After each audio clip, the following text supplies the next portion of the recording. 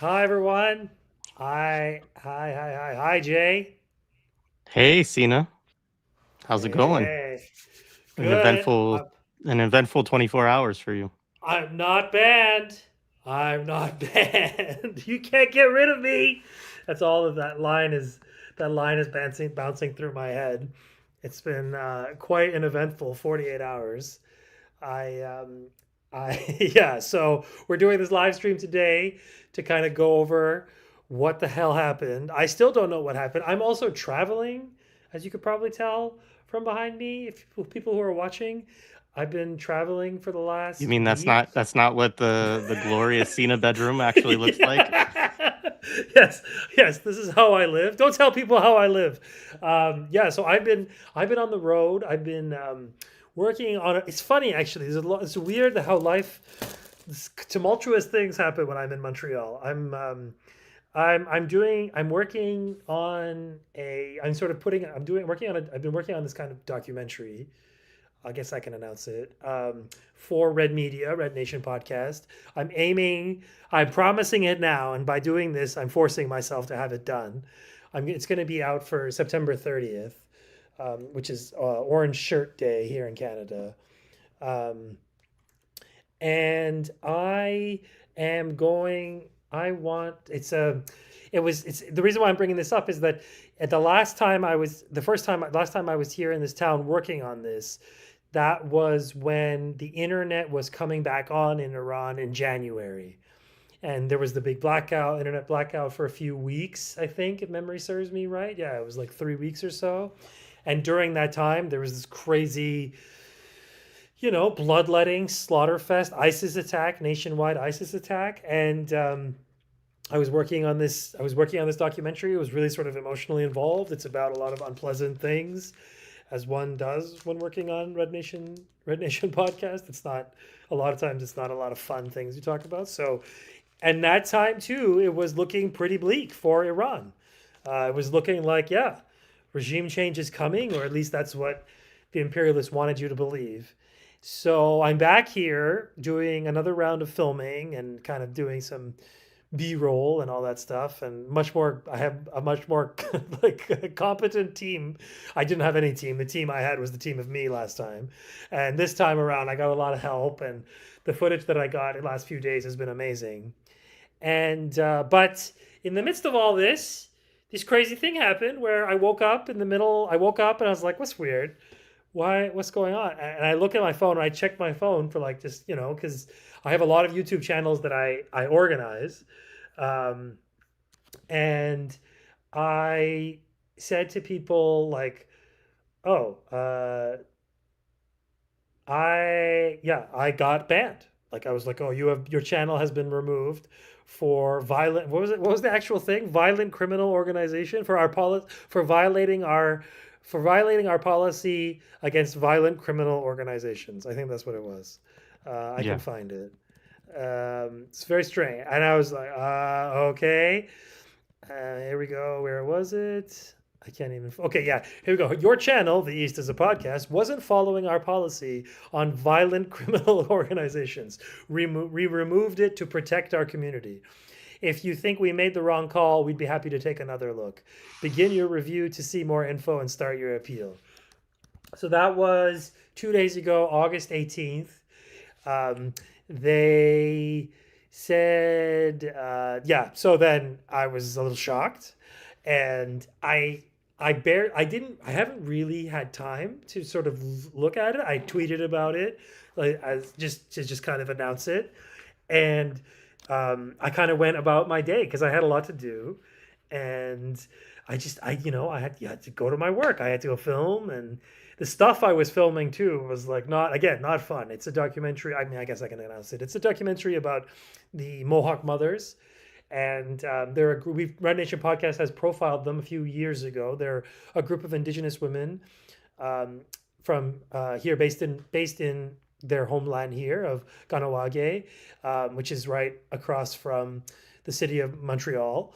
And I filmed with some of the elders, and we talked about the stories that they all had from uh, we all had that they had heard growing up, and that then sort of became more prominent with the discovery of these 215 corpses on the grounds of the Kamloops Indian Residential School in 2021, which sparked a kind of wider, um, sort of reckoning, let's say, with Canada's colonial, basically the crimes of Canada, long running crimes of Canada. And I'm sort of here for that. And so I just had to be doing down to work. And we were filming at McGill University right outside this hospital, very bad juju, as the millennials say, standing, dark stuff. And, just like it's funny, like most of it feels like to me, like when we there's that episode of Simpsons where Bart and Lisa do like the kids news, and there's like a picture of them doing like this. And um and sometimes I feel that way, that like I'm doing the kids news, and like that's how it kind of exists to me, that like I'm just this guy, and I have this show, and I do the news and stuff. And obviously I'm not putting down my work. I recognize that the subject matter that I discuss is very important, and in fact, it's not that many people talk about that stuff relative to this like global importance. It's like it's relatively few of us tackle these issues. So getting this news was devastating. In a way, it was devastating. It was honestly, and this sounds fake, but I figured that I would, I figured that this day would come, and they immediately rejected my appeal. And I wrote like it was hilarious. I wrote like a one sentence appeal. I was like, I'm not doing this. I wasted enough of my life writing prose for people that don't deserve it. All those letters, like, dear search committee, dear postdoc review committee. Like, I wrote way too many letters in my life for people who never read them. So I was like, fuck this. So I wrote this like one sentence reply, and I just took to online. And what's funny too is that, of course, me being me, I'm disorganized, and I've like immediately run out of data. So I couldn't get any news on my phone the whole day as I was out. Like if I could hit some Wi-Fi, I would go and I would check. I'd be like, wow, this tweet's taken off. But it was only until later that night that I kind of checked in, and like my phone just like exploded and it was all 100% love, like just pure pure love. And when you do this job, and I'm sure you get this, I'm sure you understand this, Jay, like when you do this job, you're like, who's on the other end of this? Who am I? Like, I'm talking to like a box. Like, this is a box, like, and there's a wall. Like, what is this? So it doesn't feel, and of course you see the chats and the comments, and they give you life and stuff, and you think like, okay, well, somebody's watching clearly. But the response I got from these tweets was insane. I never thought in a million years I would get this kind of response. I thought like, my comrades and stuff would say stuff, but it turns out that a lot of big accounts, like some like big as 300,000, were retweeting me talking about it, and they watched my show, in fact. And I was like, what? And I knew, I mean, I'm not being shy here, but really I have no idea who watches this show. Like, I don't know. Like, I know some of you, but like, you put it out into the world, and you don't, there's no like, you can see stats, but it's like a lot of it's like they tuned in for 2 minutes. A lot of it's a bot. Who knows? And especially like our show is small. Like, our shows are small. We're not Hassan Piker. We're not streaming all day long to like this addicted audience and stuff. We're just, we're here. It's kind of something ad hoc about all this. So to see the reaction was very heartwarming. I literally made me cry at one point. I was like, oh my God, this weird show this show that I do, it has this like reach, and it has this like, and there were a lot of people who were discovering the show as a result of all this. I was like, wow, I should have done better marketing all these years. I should have gotten banned long ago. Why didn't I try this? This is great for the health of the channel. But it was a larger realization that like, and whatever, like that kind of, that went to, kind of, it built up for a day. They rejected the appeal, so I kind of gave up, and I still had work to do. We had more filming to do yesterday, so I just was kind of like, whatever. And then this morning, I wake up, and then I look. I was like, we have restored your account. I was like, what? because they rejected my appeal. You will not be getting back this. What was it? Here, it's funny. They sent a response to my one sentence appeal. Your channel won't be back on YouTube at this time. We've taken a careful look at your channel again and confirmed that it violates our criminal organization's policy. Violent criminal organ. We recognize it's disappointing news, but our goal is to keep YouTube community safe and supported. Currently, your channel does not have access to YouTube's pilot program to apply for a new channel. Please stay tuned. So I clicked on the pilot program just for, like, I wasn't surprised. I didn't think this would come to anything. And I checked on the pilot program and it was like, you can apply after a year. So basically this is like they have a system set up where you can crawl back to them. It's like you can crawl back and basically say like, oh, 1 year, it's been like I've done enough. I've done my time in censorship prison, and like it's like they. It's like you just think whatever, like you just dismiss it. But then this morning I get yet another email. So it turns out that you don't have to, in fact, do anything, and suddenly they'll just change their mind. And so obviously what happened was this huge response that I got on Twitter. I was how it got, like, this huge response, like people tagging YouTube, people being mad, large accounts, huge accounts were pointing this out, and it even reached like which this is strange, like the Twitter news or whatever, like trending topics and stuff is like Creator East is. I was like, what? Like these were all shocking developments in all of this, and I was like, I saw it as a badge. I was like, yeah, like it was Indy from the now dead Resistance is Fertile with Benji, with friend of the show Benji, Indy and Benji, the great guys. I'd done streams with them. And he messaged me. He's like, he tweeted that like, oh, this is the closest thing we'll get to an award is getting banned. And I think that really nails it, because when you think about what that means is like we don't live in an acceptable world. The media world we operate in is marginal, right? Like we exist on the margins, to talk like Chomsky. The margins that we exist in are you think like, okay, whatever. So you don't think that you'll ever reach some kind of mainstream. But it turns out that these websites like recognize things that are popular, or at least topics that are popular or controversial.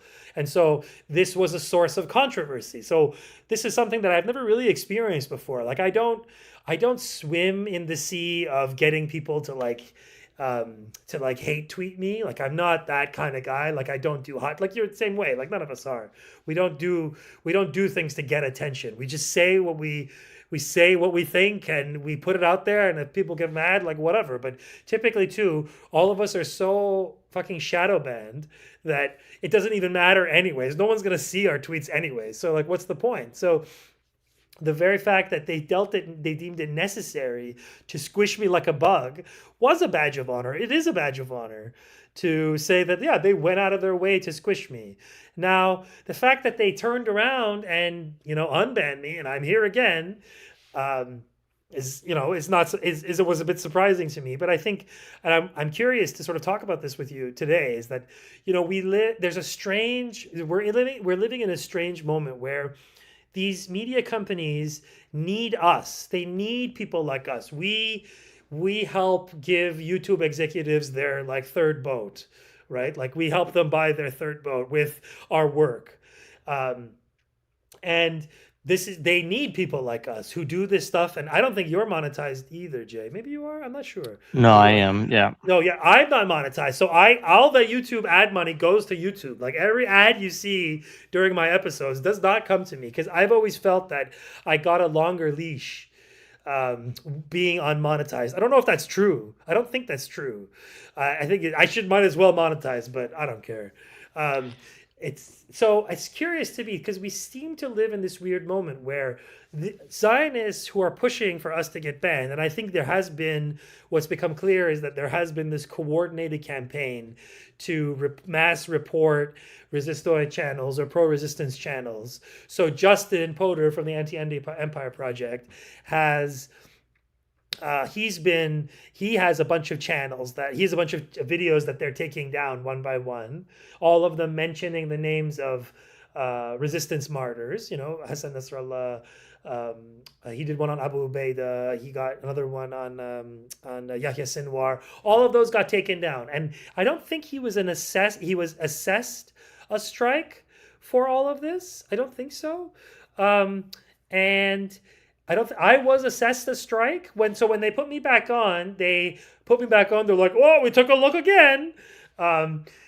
And it turns out what we said at that time, we meant 24 hours ago, not a year. So, what they did was we've taken down this episode, and the episode is an episode of Lara's show, Psychic Militancy, and it was called "Everyone Loves Khorramshahr." Right, so Khorramshahr is like a missile, one of the Iranian missiles, and they took this episode down and they assessed me for a strike for the violent criminal. So I didn't escape this unscathed. Like, you get 4 strikes, which I don't know why. So like you get 4 strikes, I think. There's now 4 pictures in that graphic that I got. I thought it was 3, but there's like 4 empty ones. Well, one of them is one more strike, and like all baseball, the rule is changing. They should be balls, and you get a walk after the. Yeah, exactly. Yeah. So in the midst of all this, I realized that this is a strange moment, because this isn't good for YouTube to do this stuff. Like, there is no benefit to them taking down these videos, because someone down the line might come across this video and they're going to watch it, and there's going to be ads on it. Like, every view, these people are monopoly capitalists. They want everything. They want to consume every second of your life. So, on the one hand, you could say this is bad for them, that overall it will add to this impression that that you can't say certain stuff on this channel, which we already know, right? That that it will encourage people, and we should talk about this because it's inspired me to really think beyond YouTube now, because I've been too dependent on it, because it's just so easy and it's right there, and everything, all the streaming software links to it, and it's this embedded, let's say, keystone architecture of the digital online space, right? Of the media sphere. So I've been kind of wrestling with this of what do we do? Like, what do I stay on these channels? And so this has gotten me thinking about the future of my channel, and not just my channel, but as you guys know, I produce other people's channels, and it's apparent to me that the Zionists will not stop to report us. They will keep going. They will push that. So, you can't rely on YouTube's rational thinking, the YouTube thinking of maybe we shouldn't kowtow to these Zionists so much. But of course, it doesn't even matter because, YouTube is Zionist too. They all are. But it's more like the business of retaining views and sucking up every ad dollar you can, they are dwindling. That is they have to make a choice between their business model, which is it's YouTube. I mean, it's called that. It's for you, or they can say, oh no, YouTube, except if you're an anti-Zionist, except if you talk about this, except if you're from Russia, for instance. And now, so then this is, we know that this is not like a big news to us that oh wow, Western media institutions are hypocritical and don't live up to their promises. Wow, breaking news. But it really is, I feel that it is irrational for them as a business to do this. I don't think that this helps them. It just makes Zionists happy. That's the only thing I can see that they get into these situations where they do these mass reporting campaigns and no human being really reviews it. They just see that everyone's reporting it and they just let the ban go through. And to my mind, banning a channel that has no strikes with no warning, that is not good strategy. You are basically saying to people, this rug, we will pull it out from underneath you and you get no recourse. So it's happened to others before. It happened, obviously, to Resistance is Fertile. It's happened to Benji's channel. Benji got his channel nuked. And so I just had presumed that this is the end of my days. It was a good run. And the biggest thing that I was sad about were the comments. Like, the videos or whatever, the videos are there. but it's I mean, I could get some of the videos back. I mean, some of them would be a loss, but to me, in my mind, I can make more videos. It's like it's all up here. I could just call the people again, be like, oh, sorry, your episode from 4 years ago got deleted. Let's do it again. And that's actually a good thing in a way, because you have an excuse to do content that you did before. But it was more, the thing that hurt was the community. So that way, because you look through my channel, and even though I don't have that many followers, I have like not under 9,000. Okay, it's nothing. It's not that much, but I typically get between 2,000, 3,000 views on a channel, which is not bad. Like it's a pretty good. That's a pretty good. That's a pretty good sort of, I guess, through, I don't know, whatever that's called. I don't know, whatever that rate of that is. There's like a stat for that, but I feel like that's pretty good, and it signifies a kind of health for my channel. And obviously, it's like partly because the strength of our network of shows sustains it, right? That like your channel promotes my channel promotes Justin's channel promotes Adnan's channel, or whatever. And even if it's not directly, it's indirectly. That also we feed each other. So I had Mujamma Harikat on my show, great writer. Go check him out.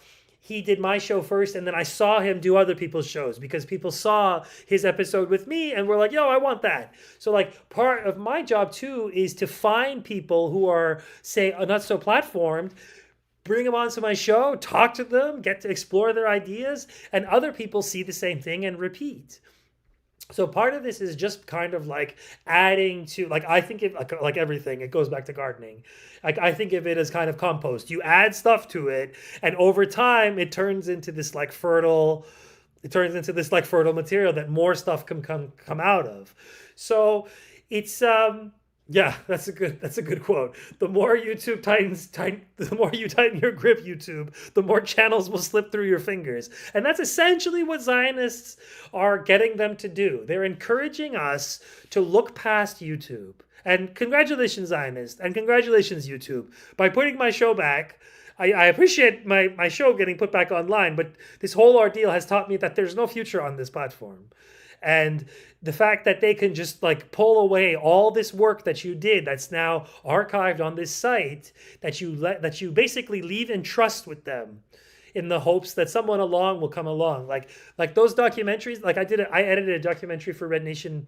It was like 4 years ago. It's really good. Everybody go watch it. It's like one of our biggest episodes. It's one of my proudest things. It's called Remembering the Reign of Terror. Remembering the Reign of Terror sits on YouTube. I don't think I have a backup. I'm going to go back up it because I lost that hard drive. I lost the production files for that one in a hard drive massacre of 2021. Oh, that was a bad day. But it was, so like, I don't have a backup. I mean, I think I do now, but like for a while I didn't. But it's more like I'm now learning that I need to back up every single video I did. I need to post it to like, I don't know, 10 other channels. I need to like compress them. Although the ones when you download from YouTube, they're compressed to all hell. So I don't need to compress them again. But basically I need to sort of put them on Telegram, put them on Bilibili. This is the new one that I just learned about. New Chinese YouTube rival. Rumble, I'll do Rumble, whatever. Any site, I'll just do it. I don't care.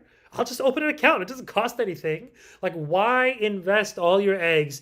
I mean, it makes sense, right? YouTube is the biggest. YouTube is where lots of people are. So you're like, okay, that's easier. That's an easy thing to do, and it makes sense. It's like a no-brainer. But when they show you that you can't trust them, you say to yourself, what's the point? Okay, I'm done. I'll keep doing this channel. I'll use YouTube until this inevitably happens again. And I'll just, and then in the meantime, you sort of build your arc. So I'm curious, well, at the end of the day, how do we go forward? And this is a question we've asked in this show a lot in our shows, that like, how do you operate in a media environment that's completely hostile to you, that has no, that uses its rules as a cudgel to like attack you and to silence you, while others who break those rules wantonly all the time are pushed by this algorithm, that even if they're reported, those reports get ignored, right? Like, it's funny, the day before I got banned, I was watching this absolute freak on YouTube, on Instagram. I won't even say his name because I'm like, it's like saying the devil's name, but he's this ultra Zionist fascist pahlavoid in California, I think.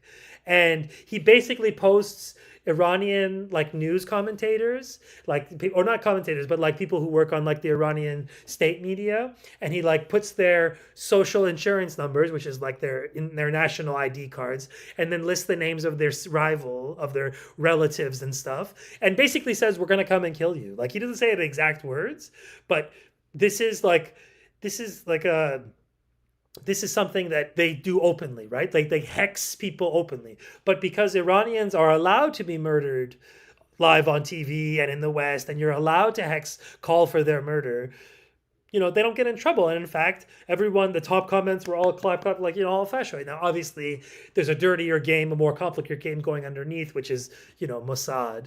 And like the dirty Zionists run these accounts, if not directly, but feed these guys this stuff. And these systems help them.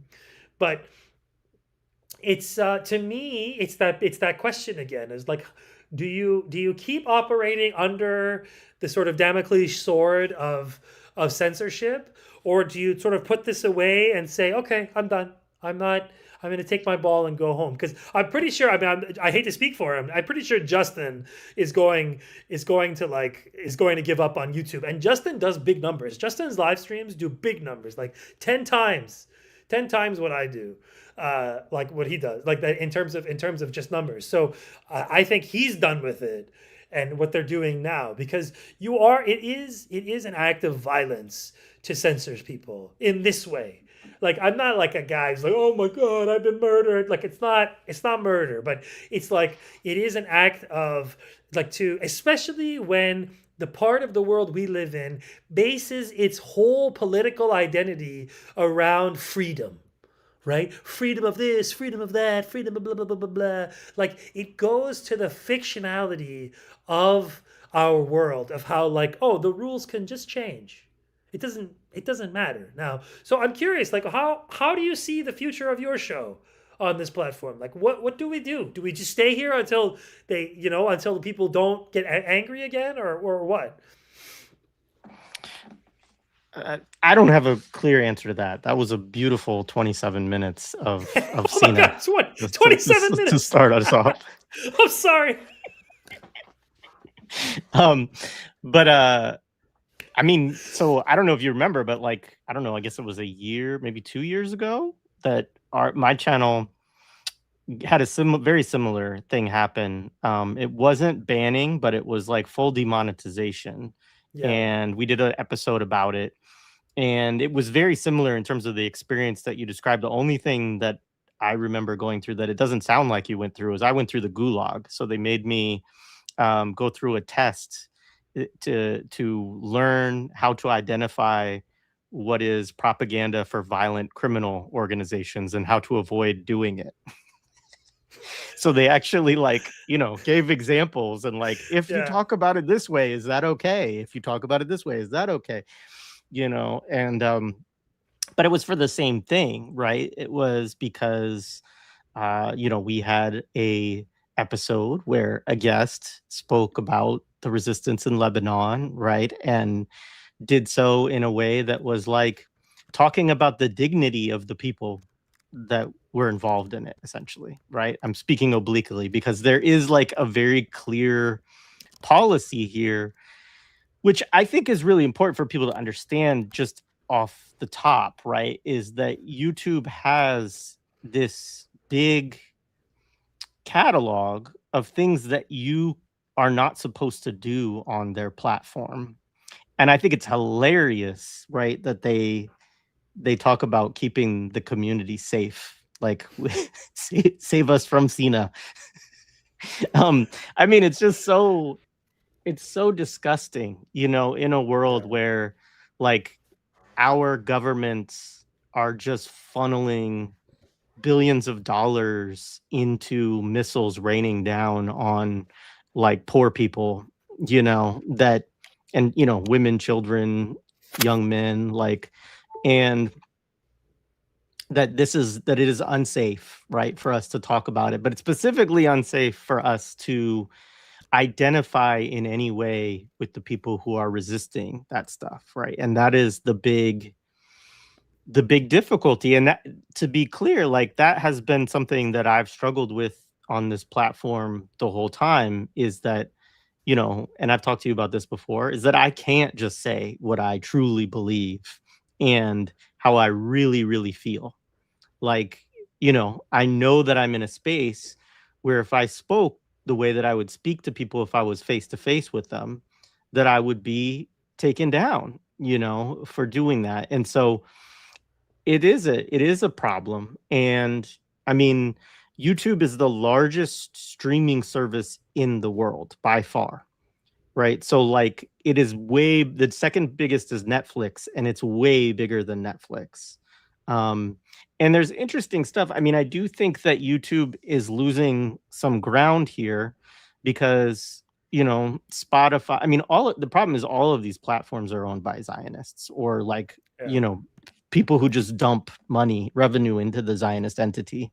Um, but like Spotify has started doing video as well now, so you can do Yeah. video podcasts on Spotify. That's a major competitor at this point. YouTube, actually, I mean, not YouTube, Netflix. This is the funniest thing. I'm like, if we do Tanky group therapy once a week, will Netflix give us a spot? Maybe. I wish we get it. No, Yeah. No, we're not big enough yet. But that's that's true. but actually, like a lot of like in the sports world, a lot of the really big podcasters that made really grew their platforms through YouTube have actually now left YouTube and gone to Netflix now, or doing like Spotify and Netflix and stuff like that, or just like cut YouTube out of the equation. So I do think that there are competitors, and there's also a reality that YouTube probably is having to face, that it has to be a little bit careful about some of these decisions, because I do think that you getting banned like that, yeah, somebody saw all the tags and the trend and everything else and was like, this is a relatively small channel, but it doesn't look good if we just are crushing channels, and it's going to drive other people to leave too. And yeah, Justin he did a tweet thread and said that he was going to, leave and go to, find, Substack or whatever, which isn't Substack's another one. You can do video on Substack now as well.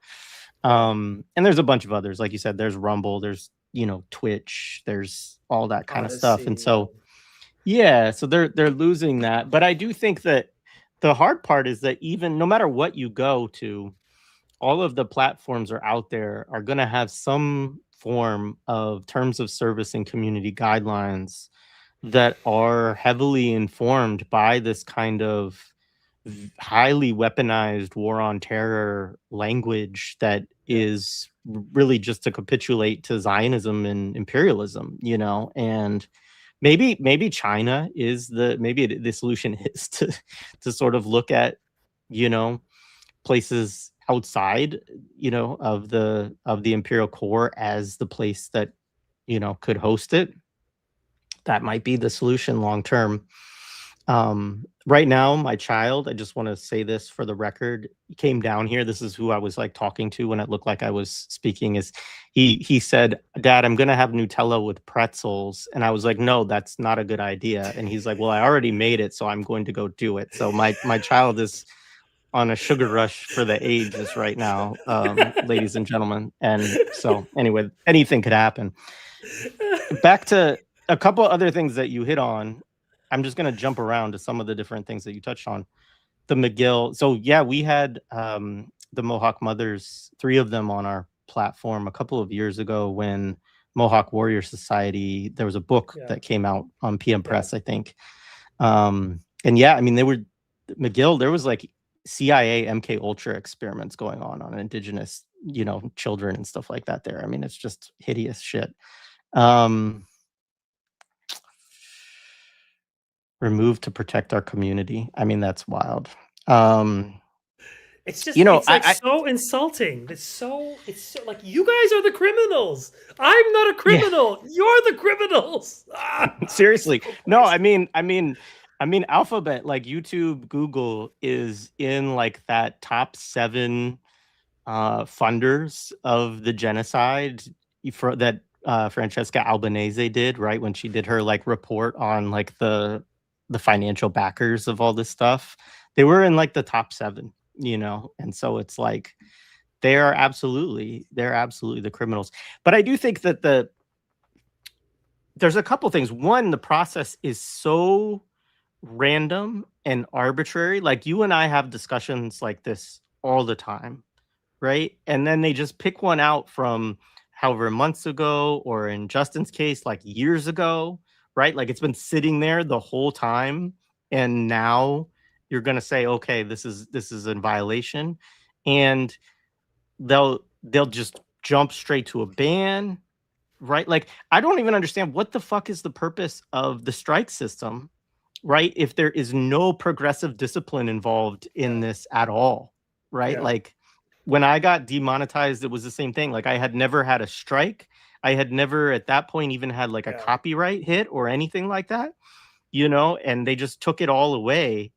And I was like, I thought there was supposed to be like a, you know, a warning. Yeah. I Like you thought this can't was do this, America. you know.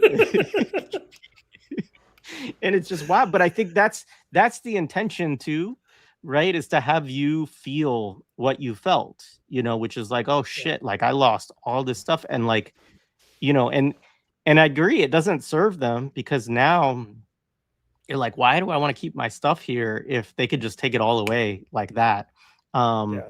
and so yeah, I mean, I get it. Definitely back up all your shit, Cena. Like, what are you doing? I Like first know. of It's all, just I have so many shows. There's not enough hard drive space in the world to hold my problem is I hold on to the production files, and this is very silly. You should not hold on to the production files. I'm gonna go back to my house and do like Dickens did when he burned all his letters. I'm gonna burn all my production files. Like I don't need to down. I don't need, some Premiere Pro production files to like. I don't. It's just like takes too much space. yeah, It's because of video. It's one thing if we just did audio, but yeah, video videos, yeah, video generates so much data, and it just and especially streaming with you, it's like 3 hour affair, and so it's like you like of all these episodes that are like 10 gigs, and then you edit the file and they become bigger in the process, and I don't know. Yeah, it's the infrastructure for us is there. We can move to new channels. We can move around. It's just what you lose is the whole point, like, because social media, the power of it is in its ability to sort of bring different people together. I know that sounds so cliche, but in the sense of as it plays the role of the town hall, where all these different actors come together and there's only one town hall, and that's what makes it town hall. So if you need anything that requires other people, you go to town hall, right? And so we've just gotten used to this platform that's so easy and whatever, and right there, and they don't charge you, and it's all, everybody's on it and whatever, and but now the horizon for me is, yeah, you got to just, I think Tarek Lubani was talking to Justin, friend of ours. He's talking about setting up PeerTube, which is still unclear to me how that works, but maybe somebody in the comments know. But really, it's really the problem of too many eggs in the basket. Like you really just have to, if you're going to be doing this kind of work, then you have to distribute it along different channels. You have to just accept the fact that one channel here will get 70 views, one channel will get 80 views, that you have to sit there and copy and paste the description to this and spend time uploading. And yeah, it's a bit more work on your end, but at the very least, you have something if something like this happens. Because yeah, like the nature of this rug pull, really the thing that got me upset, like aside from the comments in the community, was like, fuck, what does this mean for my other shows? Because it's yeah, one thing for me, to like make a new channel and to make new content, but then you think about the other shows that I produce. I can't just get those years back from those people, right? Like it's not feasible. So it's something that was sticking in me, just like, oh, like what do I do? Like you can't win, you can't win against this. And then you realize, oh, maybe if you make a big enough stink, they'll cave. Because at the end of the day, that this pressure worked in my case.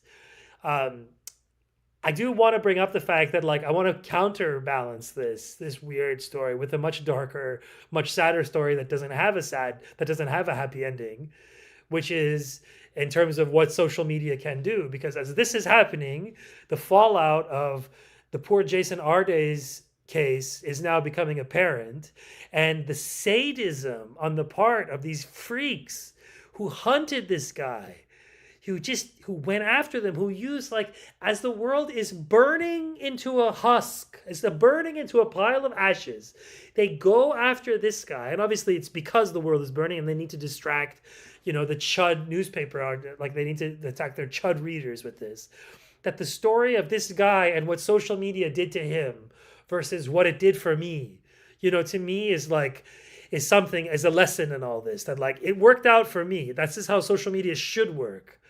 And in fact, how it worked out for that poor guy is that they literally bullied him to death, and they took his life, and his kids have to live with that for the rest of their lives. That these fascists who have accomplished nothing in their lives set their sights on him, chased him, used words to do so. They didn't go. I mean, yeah, I know there's stories of him.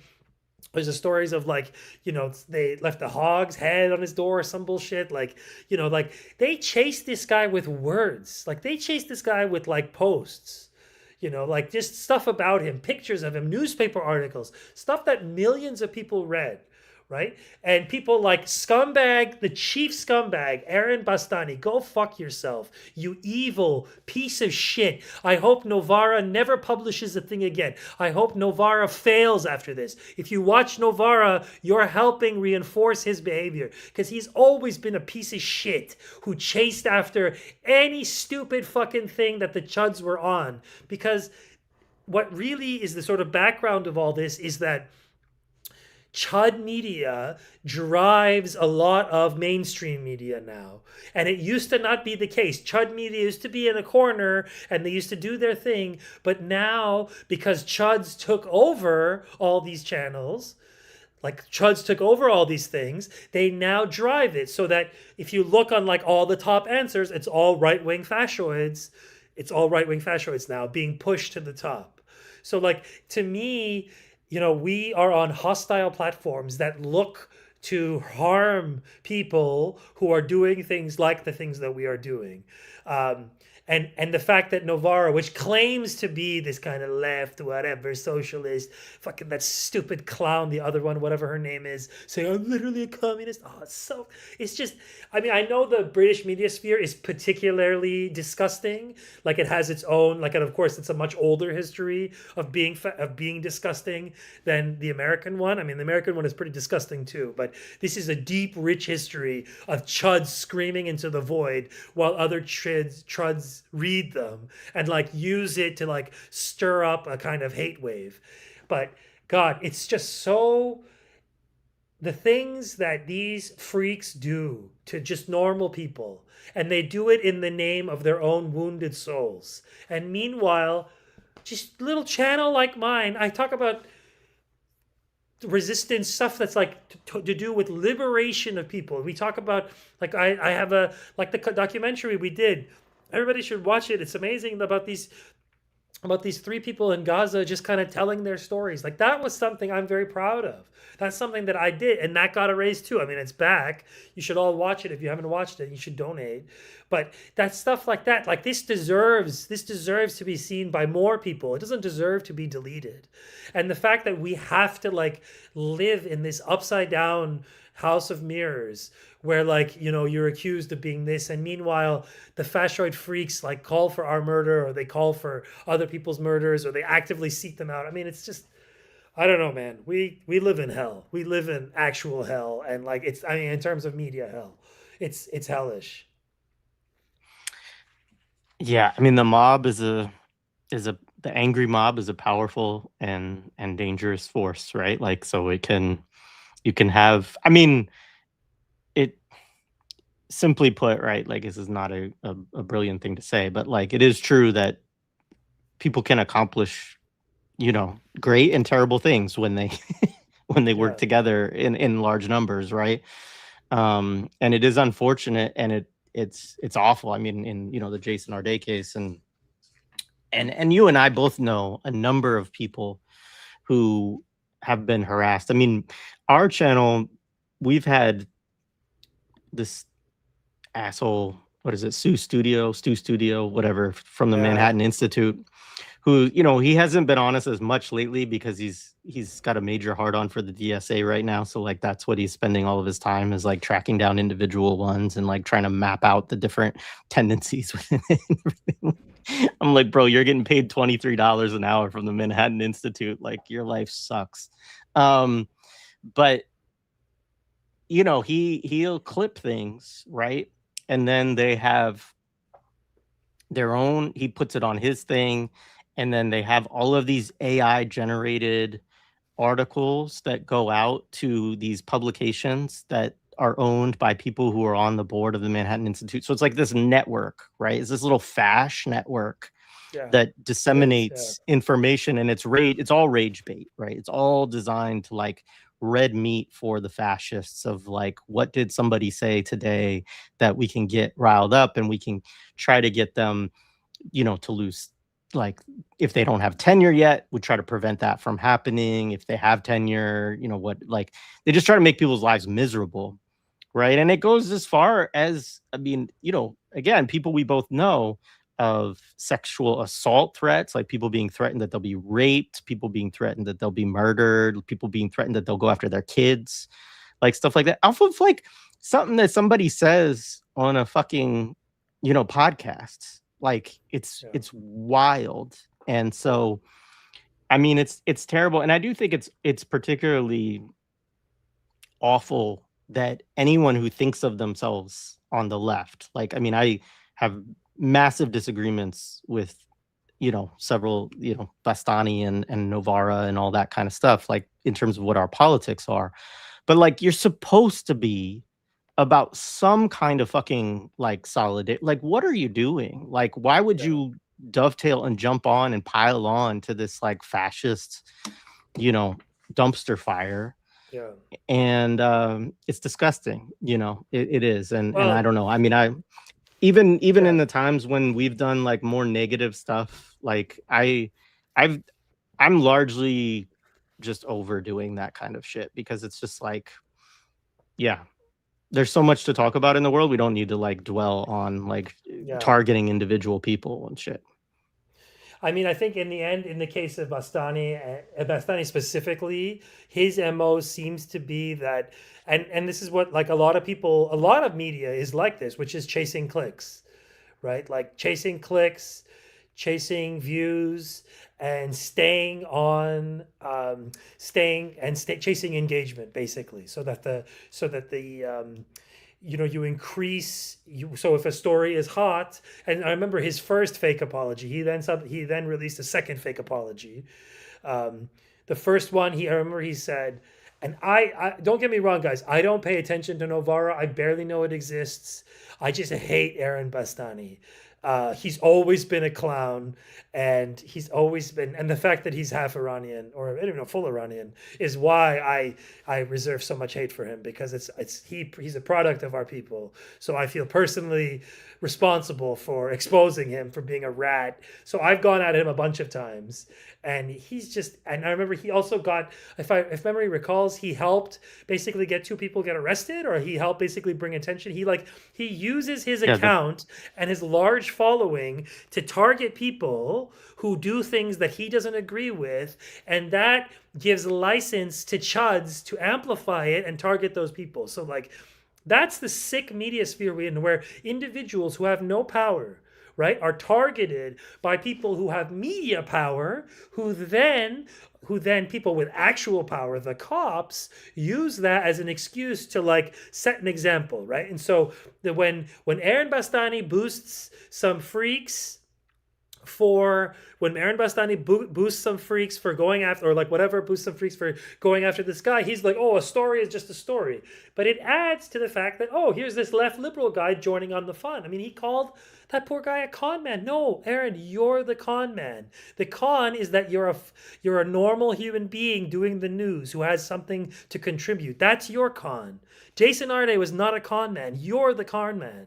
Like, that's something that's like boiling my blood right now. I mean, fascioids will do it, but Aaron pretends to be sort of some left liberal clown and is part of a network of people who all claim this. But we know that this is part of a web of a counterinsurgency against people like us, right, who are actually representing the thing they claim to represent, and to then sort of attract away. And of course, Novara is much bigger than any of our channels combined, and so they use that.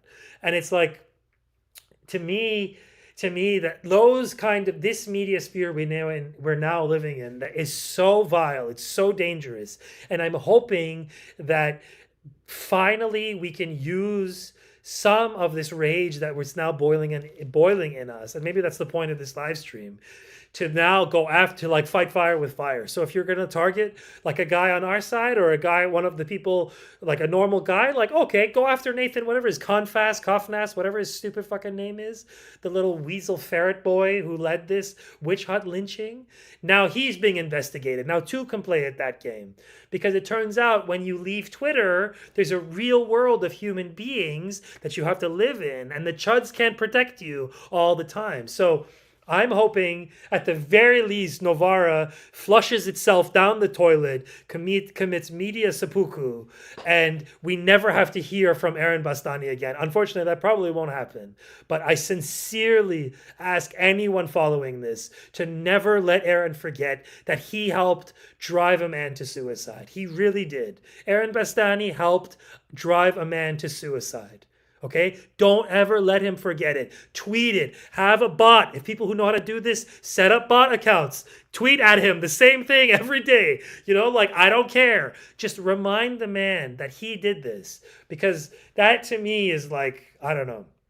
It's but yeah, there's a lot of unsavory characters in this field. And of course, they're the ones who, they're the ones who get a lot of attention, and they're the ones that these sites platform and push. And in the meantime, we get banned and stuff. And I don't know.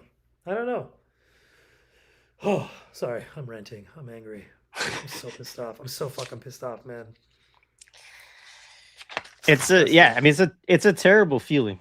I mean, also, especially, I can only imagine it compounded, like when I thought that this was like a risk for our channel, I had backups of everything, and knowing also that you don't have some of that stuff too. Like, I totally get it. And yeah, I don't know. I mean, there's no easy answer. I do think that YouTube is doing its own version right now of basically what Twitter, kind of ended up doing, which is like committing, like, fucking itself over in a certain way. You know what I mean? Like, because Twitter used to be where everybody was for that type of social media engagement, right? And then, Musk took over. It started to go bad even before that, right? But like, Yeah.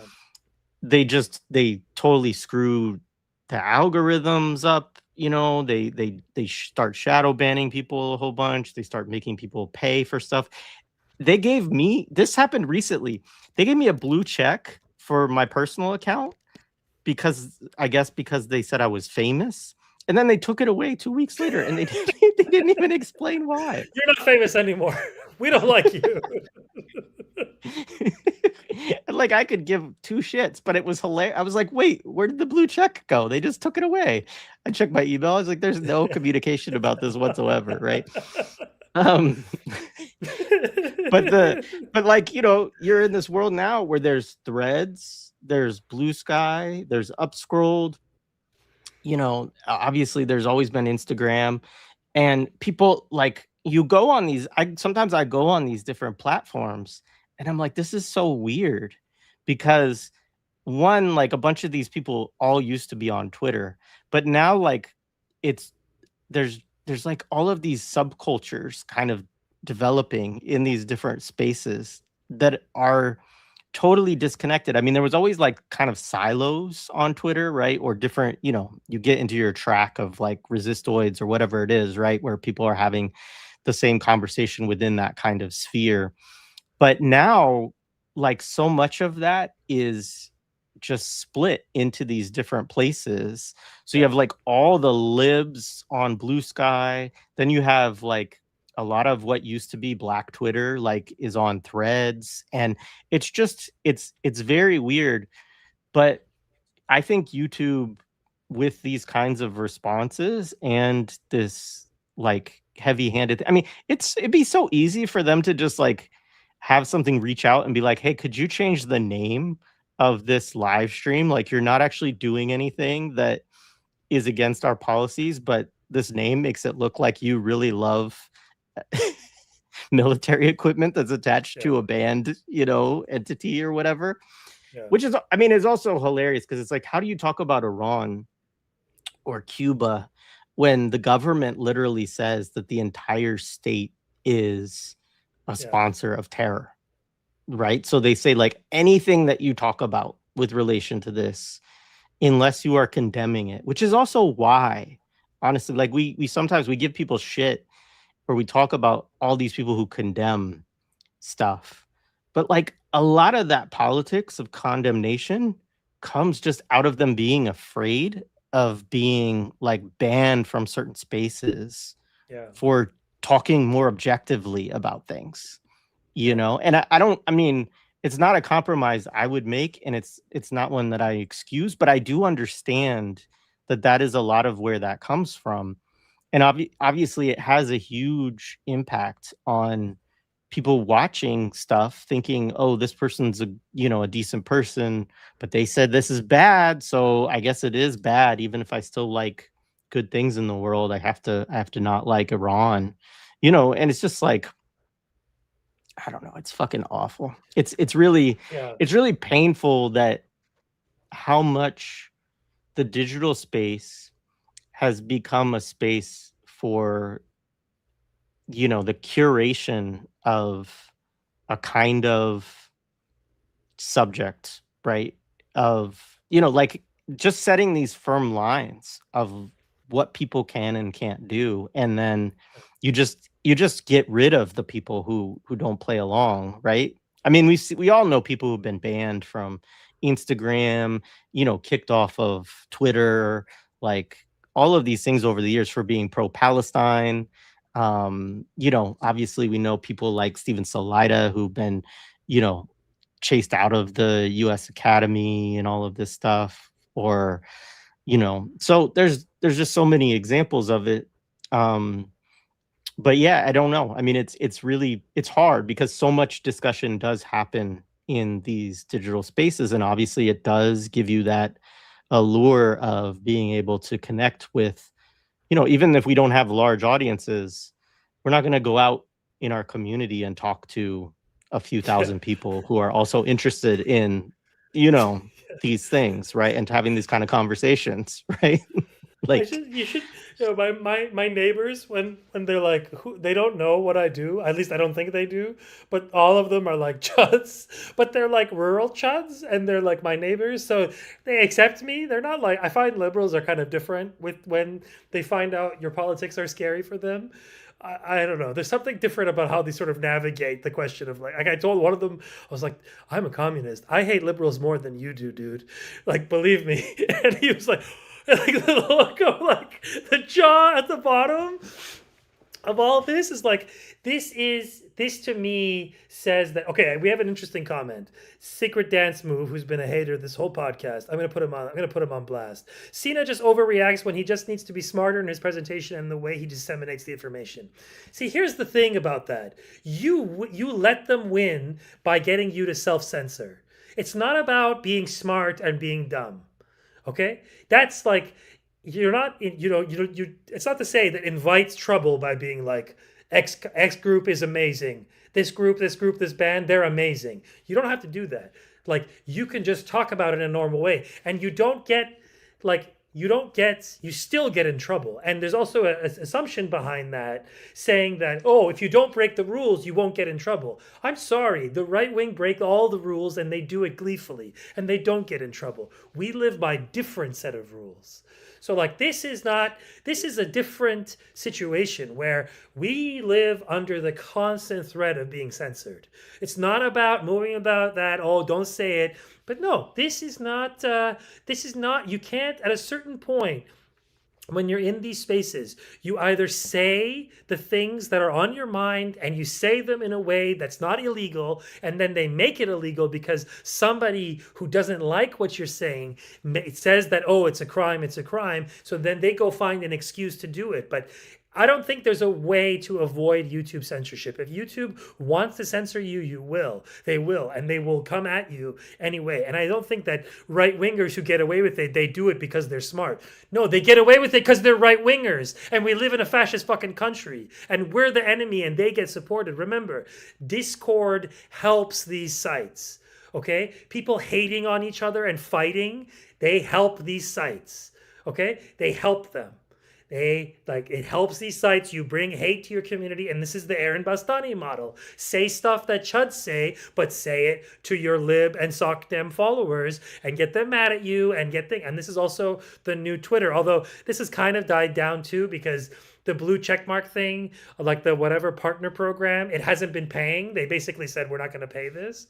It's like so it kind of stopped, but basically we were in a moment where somebody tweeted this once that like the new Twitter, you can't tell if someone's genuinely like unintelligent and like wrong or if they're just being haterish to get attention. You just don't know, right? So it's like that to me is a situation that is like structurally aimed at people like us because chuds can make all the noise they want and Twitter will boost that noise and they will get more attention and it will fund them. And then the people who disagree with them, which is most normal people, will say, oh my God, can you believe what this chud said? I can't believe it. Chud alert, and that feeds it. Right. And so like this is something that I never want to be a part of. And unfortunately, I fall for it many times. I try to not give blue check marks who are doing like obviously baiting. I try to not do that. Sometimes it's better to just screenshot and yell at them. And you are helping them in a way because some of your followers, when you have like as many as we do, will go and chase down the original account and make fun of them and whatever. Like I have my own enemies online and I go after them on occasion. But typically I haven't. Especially now. I mean, at the beginning, people I'm sure will remember I was a much more confrontational guy on YouTube, on Twitter than I am now. I was, that was my thing. I would do it and it was, I think part I'd like to think that I wasn't doing the thing of like I was generating views for myself. I just wasn't. I'm just like a genuinely confrontational guy and I confront people that say stuff that makes me mad. And I'm unlike my peers in academia who run from confrontation, who structure their lives and their self-presentation to avoid confrontation. I just say what I think and I get in trouble and it costs me friendships sometimes and it costs me colleagues and it costs me money sometimes. But guess what? I don't care. Throw me off these internets and I'll keep talking. Like it doesn't stop me. I'm not afraid of being deplatformed. I'll just keep talking. It's okay. I'm talking to 5 people. I'll talk to my dog if I have to. Like I still have the ideas. I'm not a phony. Whereas like people who do well in media are phonies.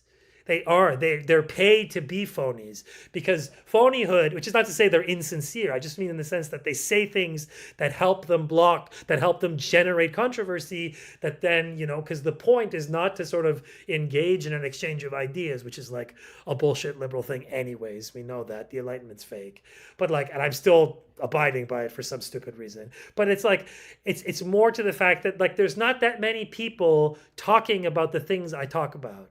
And there's not that many people taking the positions. So, like, I remember, and I'll call him out by name because that's what I do. I remember Eskender Sadeghi Burujerdi, former friend, former colleague of mine, helped my show greatly. He said to me once, you just don't be so full-throated about your support for Iran. And I was like, but I am? Like, and he just like looked at me like I was an alien. Oh, look who joined us. Adnan's here. Hi, Adnan.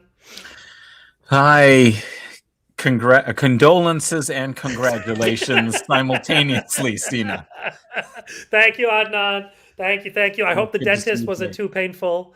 I hope. Are you sore? Did you get numb? Did you get Oh no, numbed at the no, it dentist? was just a cleaning. So Okay, good. just a typical stop at the dentist, and Good. yeah. But I was trying to listen on my way back and to what was going on, and so I've missed a lot of the conversation. But I hope you both are well. Jay, it's great to see you.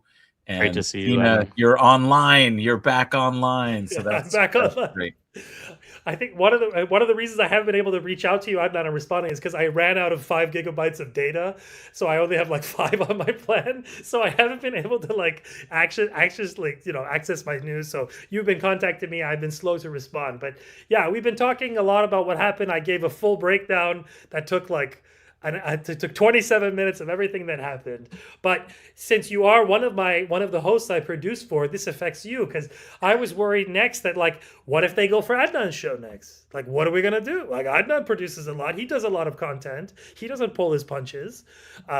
It's so it was the real anxiety I was having for the last 2 days of like, what's gonna happen to my other shows? Like what's going to happen to my clients, because I can rebuild. I'll be, the East is a podcast too, like, or whatever. All right, but it's the idea of forcing my clients or getting the hosts that I know to sort of do it all over again. And it's like, this is not the way. We have to do something better. Yeah, well, I mean, obviously, when I heard the news at like 6 a.m. yesterday morning, I mean, I said, okay, today I'm going to download everything. I've not been great about backing up everything. I'm going to download everything. And so it improved my habits, just to archive everything. And also, I started thinking a little bit about, okay, how would I try and reconstitute something like the community and the program in some alternate mechanism? And I realized that while there are some other streaming sites and so on, YouTube is pretty uniquely among these media kind of social and media companies or entities as kind of a monopoly compared to, if you get kicked off of Facebook and banned there, there's probably, there's X, there's, X Twitter, there's Threads. I mean, and Jay, you were saying it used to be everybody was on Twitter, X, and it's what made it a much more exciting place to be, because even with the siloing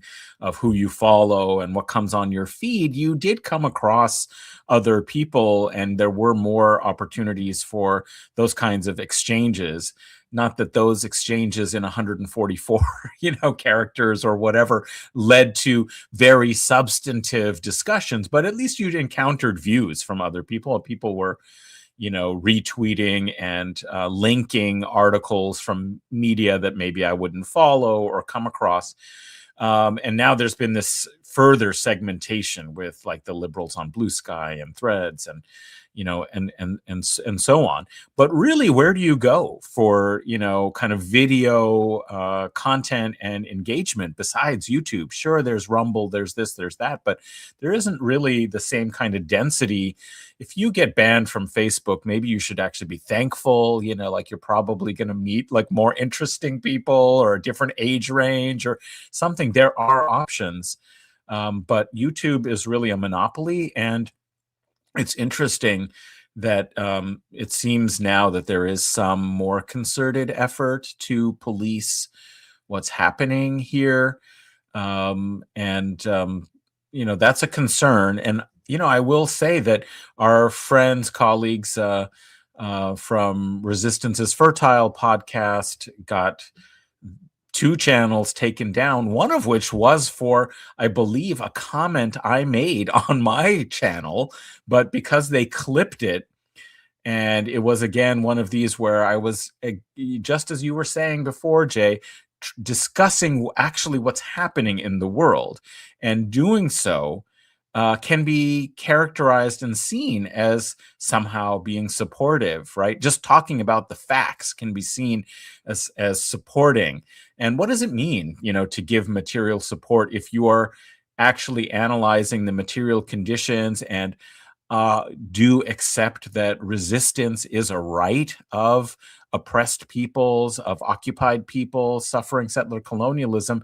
I mean, it's so easy for anything you say about what's actually happening, like when I was discussing the Islamic resistance in southern Lebanon doing amazing things, i.e. militarily, it was amazing because everyone had assumed that they'd been destroyed, and that post the so-called ceasefire, simply because they hadn't responded to the 15,000 violations of the ceasefire by Israel until, what was it, March 2nd or something like that of this last year, that they had been destroyed and were incapacitated. And so it was quite amazing that they were, in fact, resisting fairly successfully in southern Lebanon. But even saying that and mentioning the name of the organization, was enough to get their channel taken down because they were reposting clips of it. And I was just waiting for when's the shoe going to drop on mine channel, since I'm the one who said it on my show, on my channel, and I've been kind of waiting. I mean, this, attack on the East as a podcast without warning, actually, that felt even closer to me because, Sina, you're, helped launch this channel. You're a producer for the channel. We've been on each other's programs so much. And, that really kind of reminded me that we are just on borrowed time. I mean, we have to use this platform while we have it.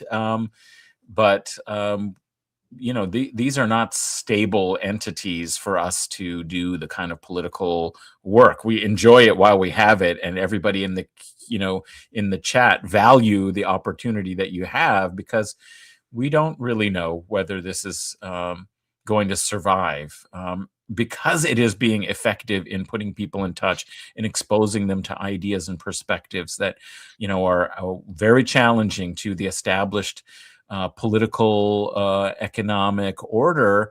Eventually they have to do something about this space. Like, they can't just let people do all of this organizing and consciousness raising that, if it does become more organized and more of a threat, I mean, the more it's successful we become, the more likely it is, in fact, actually, that it will be shut down as a space because it's a threat. So that's something that I took from the last couple of days, again, of seeing the East as a podcast channel shut down. I'm really glad that it's back up, but it's not something to take for granted, obviously. Yeah.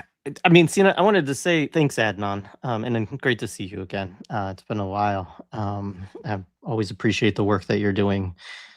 So one thing, Sina, that you did say, which is very true, is that your channel is, I think, quite unique in terms of how frequently you have platformed folks because of the knowledge that they have, the study that they engage in, the scholarship that they engage in, totally regardless, and often, well, just say totally regardless of whether they have like you don't seek out people who are like, oh, this person is a prominent left academic who brings an audience with them that I know if I do a show with them, I'm going to get 10,000 views because 10,000 views just travel this person wherever they go.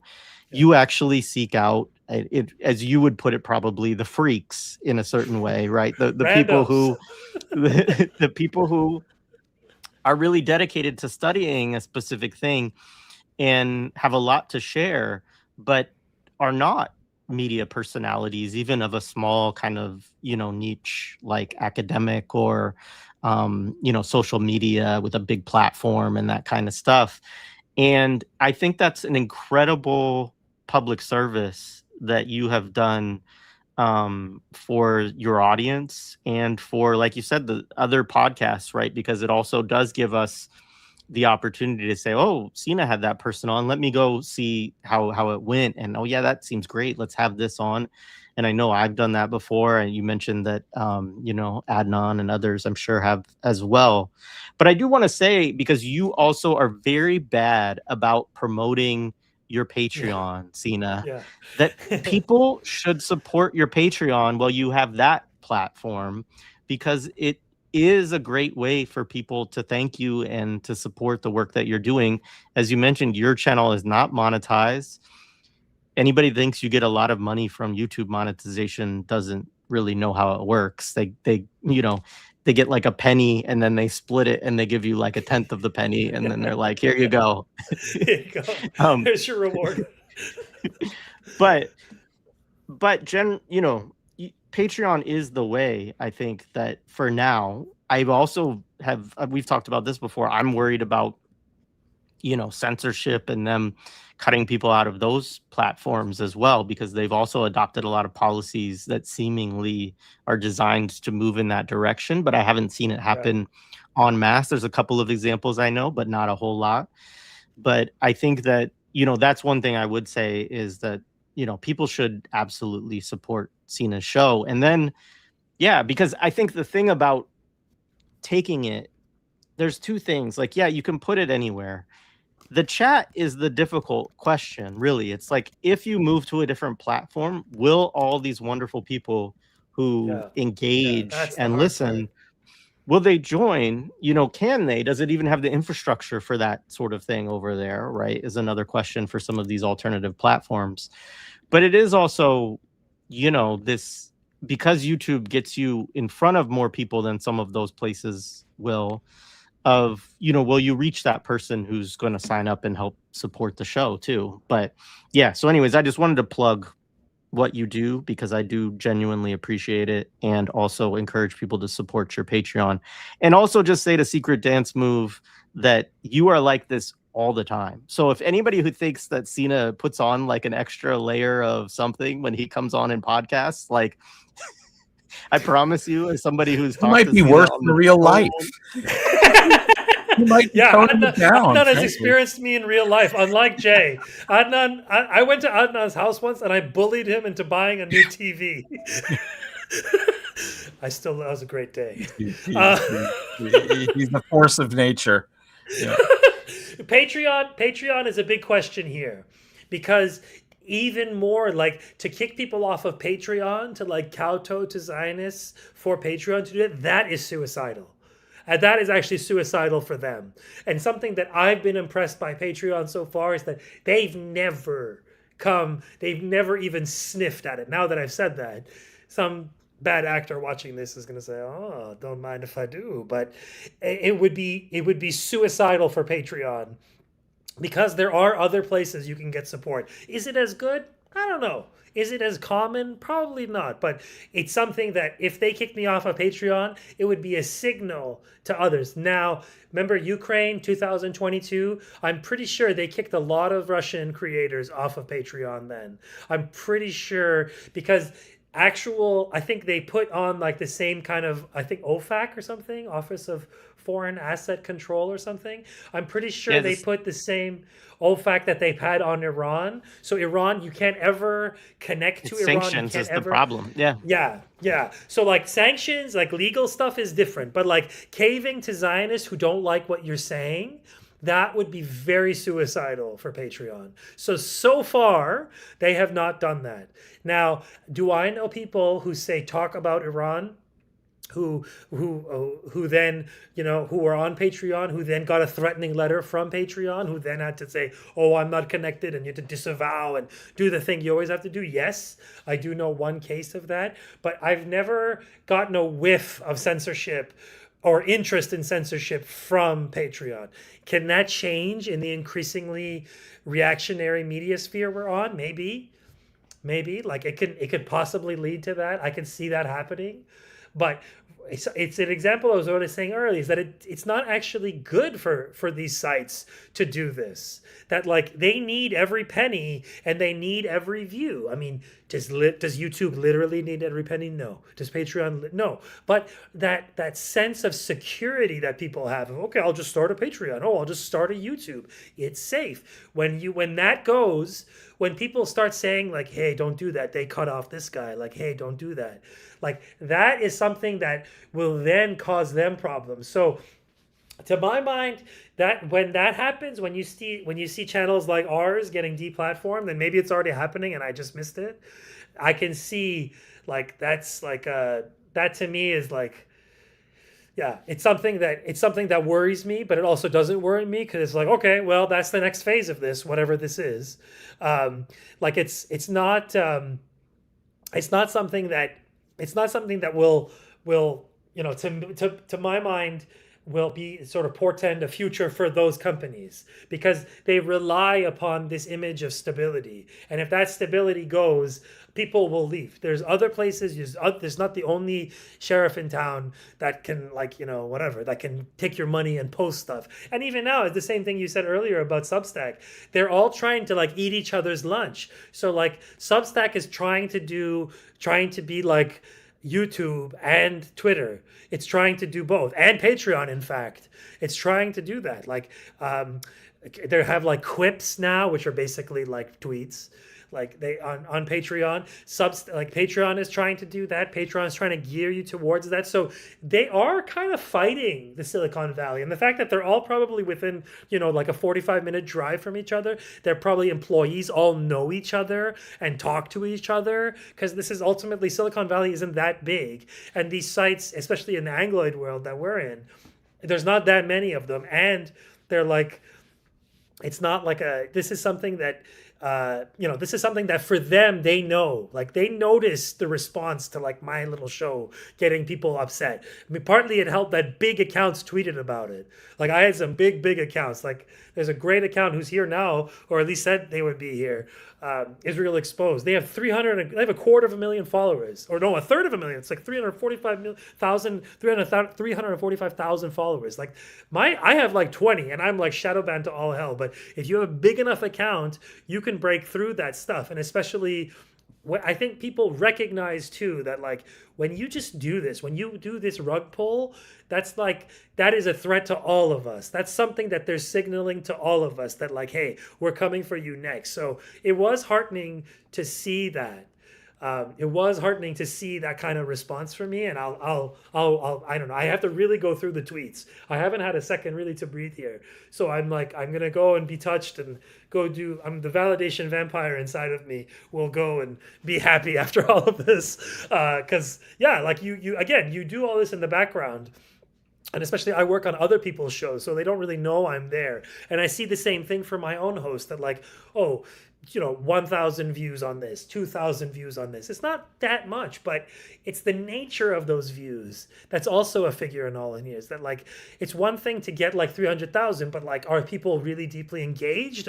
But like, we have very good engagement, even though we don't have big numbers. So it's like quality over quantity is another story and over here that, that we should think about, that like the nature of our community is because the few who follow us really follow us. They listen to our words. They like download our episodes. They chase us down. So that's like, to me, it's like, that's something that's both a good and a bad thing that we don't do big numbers, but the numbers we do are intense, that they follow us, that it means something to them. And that to me is very proud. Like, I don't think most people care about whatever mainstream media they follow. Like, I don't think they care. Maybe, like, I remember I had my Topanga landlord. She was big into Rachel, what's her name? Rachel Maddow. Like, she really thought Rachel Maddow was her friend. And sure, there's like, they probably like, but I think that like, there's something that like those big companies would never get that we have, which is the kind of local, intense link that people have with us. And that's something that's cultivated through the fact that we're on the margins and they're not, that they're these normies, and all the bad thing, all the sort of normie stuff and gets put on them. And we just have basic, like, who's following us and hating our watch? I mean, maybe they have stuff recording us. And I mean, that's something I wanted to also ask too, is that we are being surveilled at all times. Like, this transcript is being studied by our enemies. There's probably AI reading all these transcripts and finding clips and keeping some folder on us so that God knows what day, when it arrives, that they can show us our thought crimes. But if you think like that, I mean, this is my recommendation to people watching this. If you think like that, then they've already won. If you're self-censoring, they've already won. Now, do I have a career that can be affected profoundly by Zionists? No. Like, I mean, I guess I do now. I mean, I guess I do. But like, am I a professor at a university, for instance? Am I untenured? Am I a lecturer? If I had less career security, maybe I would think twice. Maybe I would say, don't say Hizb, say the party. Like don't say Hamas, Palestinian Islamic Jihad. Don't say that stuff. Say Mukawama or whatever. Like, find ways to dance around this. Like, I don't know. Maybe I would have a different material outlook in all of this, and I would pull my punches because, yeah, like, it's either pull my punches or not pay my rent. But thankfully, I'm not in a situation like that, and in fact, it probably helps me that I don't pull my punches because it probably increases the bonds that people have who see everyone around them, or at least people in our sphere, pulling their punches and say, hey, that guy doesn't do that. So actually, like, in a way, people self-censoring and people saying, oh, don't say that thing, helps people like me, because they're like, wow, Cena doesn't give a fuck, and I really don't give a fuck. Like, I really don't. I just say it and it comes out, and whatever, and like, consequences be what they will. But I guess in some ways it's kind of like, yeah, I've built this situation where I can talk like this, and and it helps me. But then when I got banned, I realized, oh, I can't talk like that. Oh, I guess there were consequences to all this. I guess because I was expecting something like this. I was expecting some kind of rug pull, but when it happens, you don't. When you see, because I have like YouTube Studio app, and if like I change my accounts, it tells you, oh, so many followers, and then I looked at East is a Podcast channel removed. I was like, what? Like, that's how I found out. It was like 5:30 in the morning, and I was like, what the hell? And that was like a wake up call. So. I don't know, guys. I'm talking a lot. I'm sorry. I'm like wired. I had a monster energy. It really makes me a monster. They do make sure that push notification when something fucks your channel, that comes Yeah, like the true. first. It was the same thing. I woke up and I was like, oh, what? Yeah. It's just an awful feeling, and then having to submit yourself to the review process. I mean, it's good that you did the one thing. And I do think that it was the community of people being outraged by it and tagging YouTube and all of that stuff that I'm sure somebody was like, oh, we should probably look at this and see whether we really need to do this, Yeah. So shout out to all the people who did that.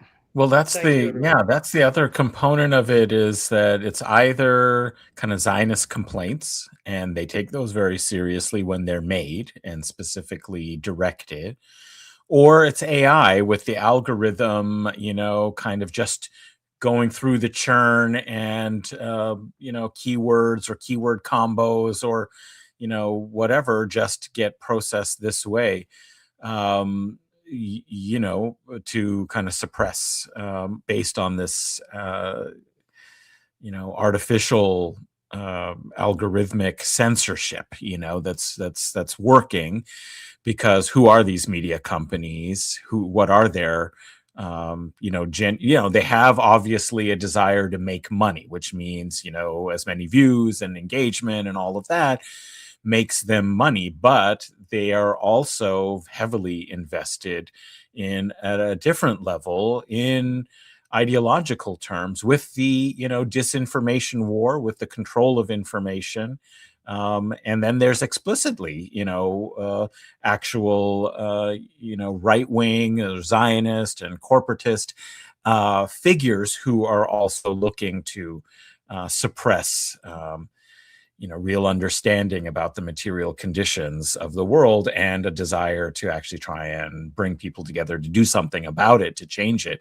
So, that's one kind of component of this, is the automation and the embedding. What could illustrate more the systemic ideological character of these enterprises, and the way in which they must ultimately suppress, free thought and political critique, then the way it's systemically embedded in these algorithms, right? So that, seems to me that we have a real issue or a real problem with how everything is being automated. This is just one component of that, is that, everything about how we interact and communicate with one another and how we produce and reproduce and circulate knowledge is now being kind of aggregated and automated. And there's a real vicious, kind of component of this.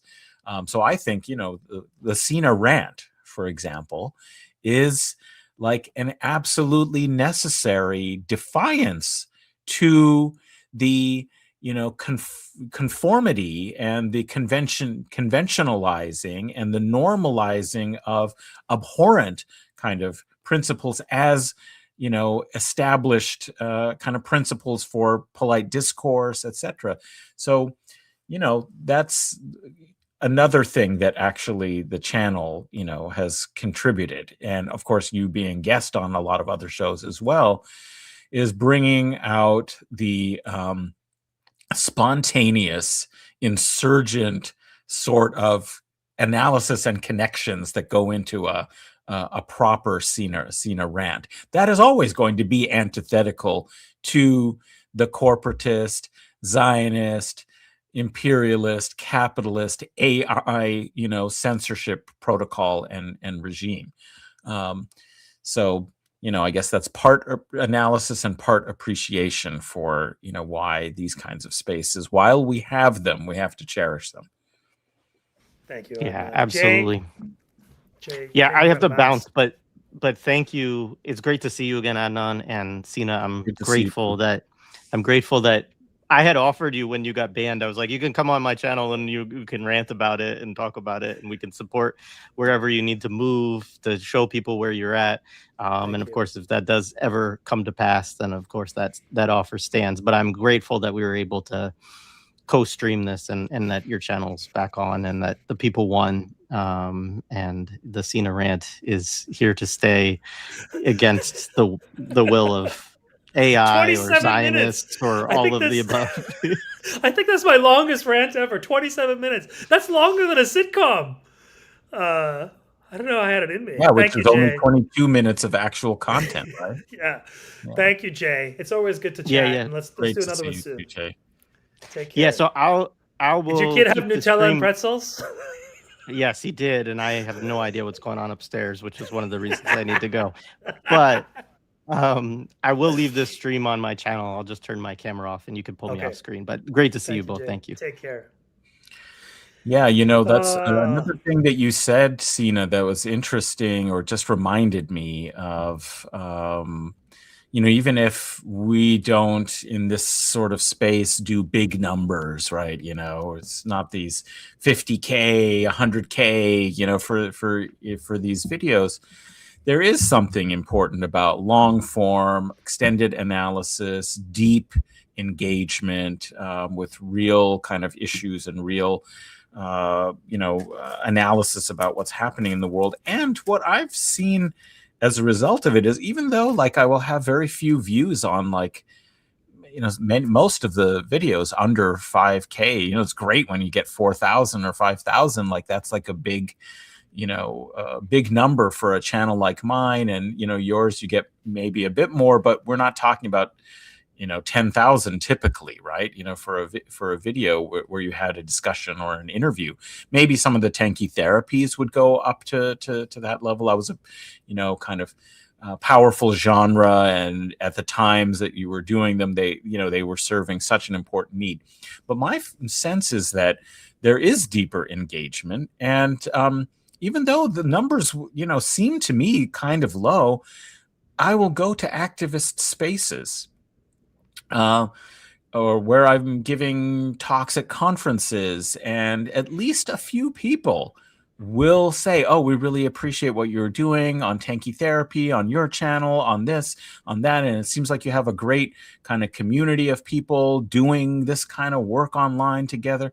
And it has an impact, even if it's not massive, effect on like hundreds and thousands of people, what I've thought of it as, and I think I mentioned this in a previous struggle session or tanky therapy, is that, the activist, committed anti-imperialist community is dispersed. It's larger than we think, but it's dispersed. And people experience in their daily life, in their workplaces, in their school environment, in their community,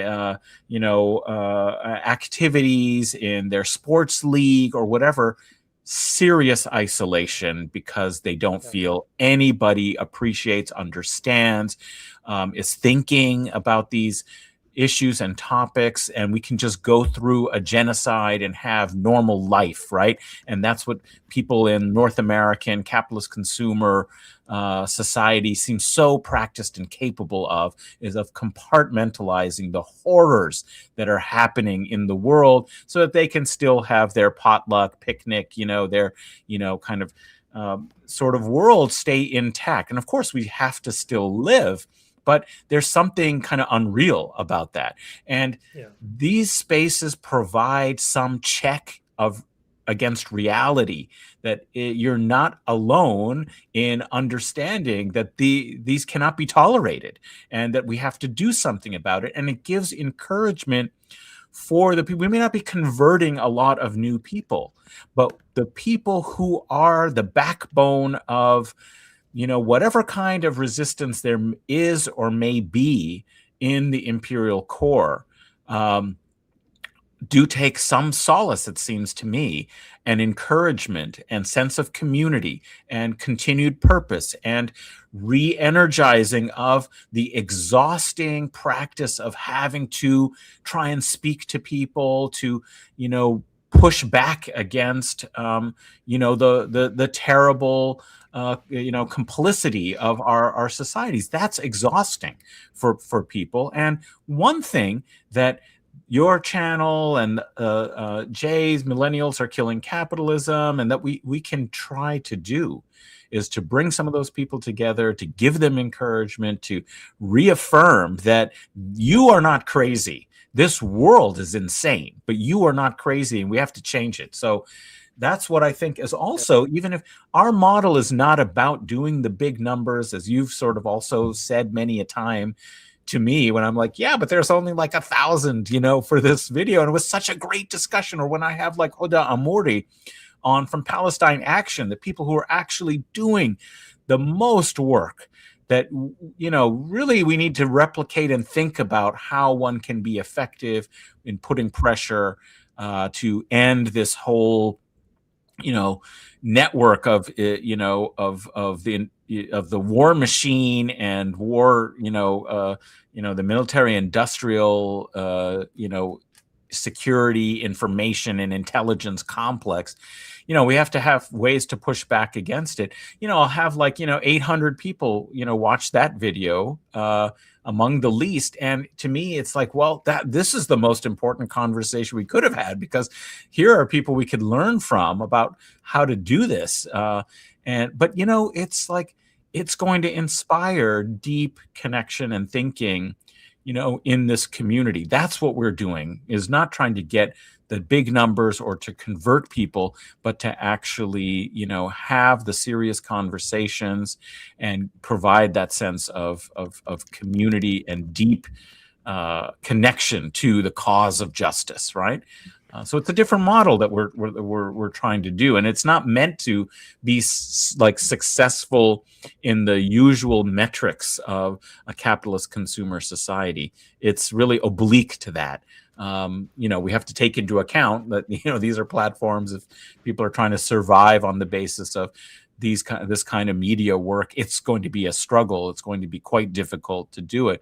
But typical metrics for success are not, to me, huge numbers, but quality engagement. And then you look at the chat and you see, oh yeah, this is doing something for the people who really find this useful. That's who we're trying to kind of connect with and communicate with. Yeah, totally. And because we both of us obviously you're still in academia, but I also came out of academia, and there is a very powerful and pervasive culture of obscurantism, right? Where, oh, I'm silently like toiling away in an archive reading texts. I remember, I remember my advisor, Dickensian, Jonathan Grossman, shout out to him, taught me a lot. He's a good teacher. He said to me, he's like, listen, there are books that I know I am the only person that have read since they were published. Like somebody published a book in the 1840s or an essay, and then it sat there, someone bought it, they didn't read it, they put it in a collection, and then me in 2020, whatever, I pulled it out of the library and I read it. And like I realized that like there's a certain degree of truth to that, that like there's a lot of what people say and do that doesn't get noticed by anyone.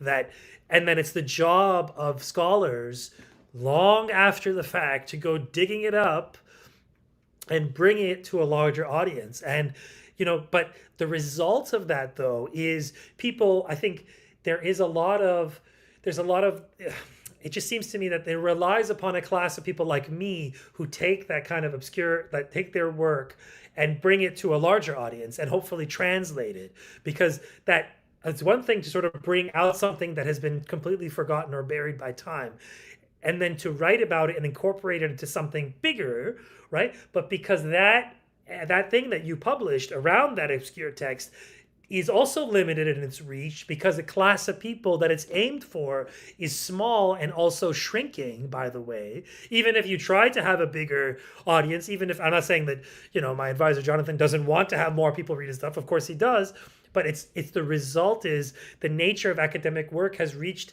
let's say, maybe for specialization, maybe because of the class of people doing it, that it's smaller and smaller circles of people consuming this stuff, but also larger circles of people writing this stuff. So fewer people have more to read, which results in things disappearing, right? And so there's tons of academic studies that you think, how come more people don't read this?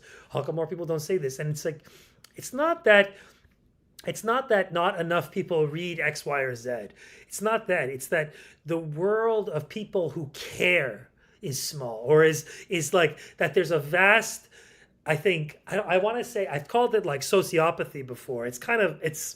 It doesn't, because like sociopath doesn't feel anything, right? That's the kind of like technical term or whatever, or like the psychologists say. But it's like it's almost as if there is a kind of pervading sociopathy to our culture that says, oh, those big violent things that our government is doing, it's over there. I can't do anything about it, right? I can't, and I just live in my small world. And the fact that so few, and that the fact that like Zionists have used their considerable power in the media to strangle anyone talking about this genocide, to get it off air, to not show the atrocious crimes that they're committing, that it falls to us to talk about them. It falls to us to highlight them.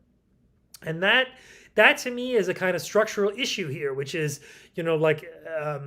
do we have to bring this out to a larger audience. We have to translate these people. It's on you. You're still in academia. I'm kind of on the outskirts of it, not even but you're still in it. So your colleagues are the ones who share your views, or the ones who are doing work that you think is important. You bring that audience. So my work is to help bring you to those people, right? And so like that's been kind of how I've seen myself in all of this, that the shows that I produce, they don't have a huge media footprint. They don't have in terms of actual consumers, but their effect and how they resonate, and how authors say that Nick brings from his world onto Red Nation. I discover them because I'm sitting there listening to the podcast, editing it. I'm like, wow, that's amazing. So one figure is a book that I keep citing is Ned Blackhawk, and his book has changed his book, The Rediscovery of America, completely blown my mind.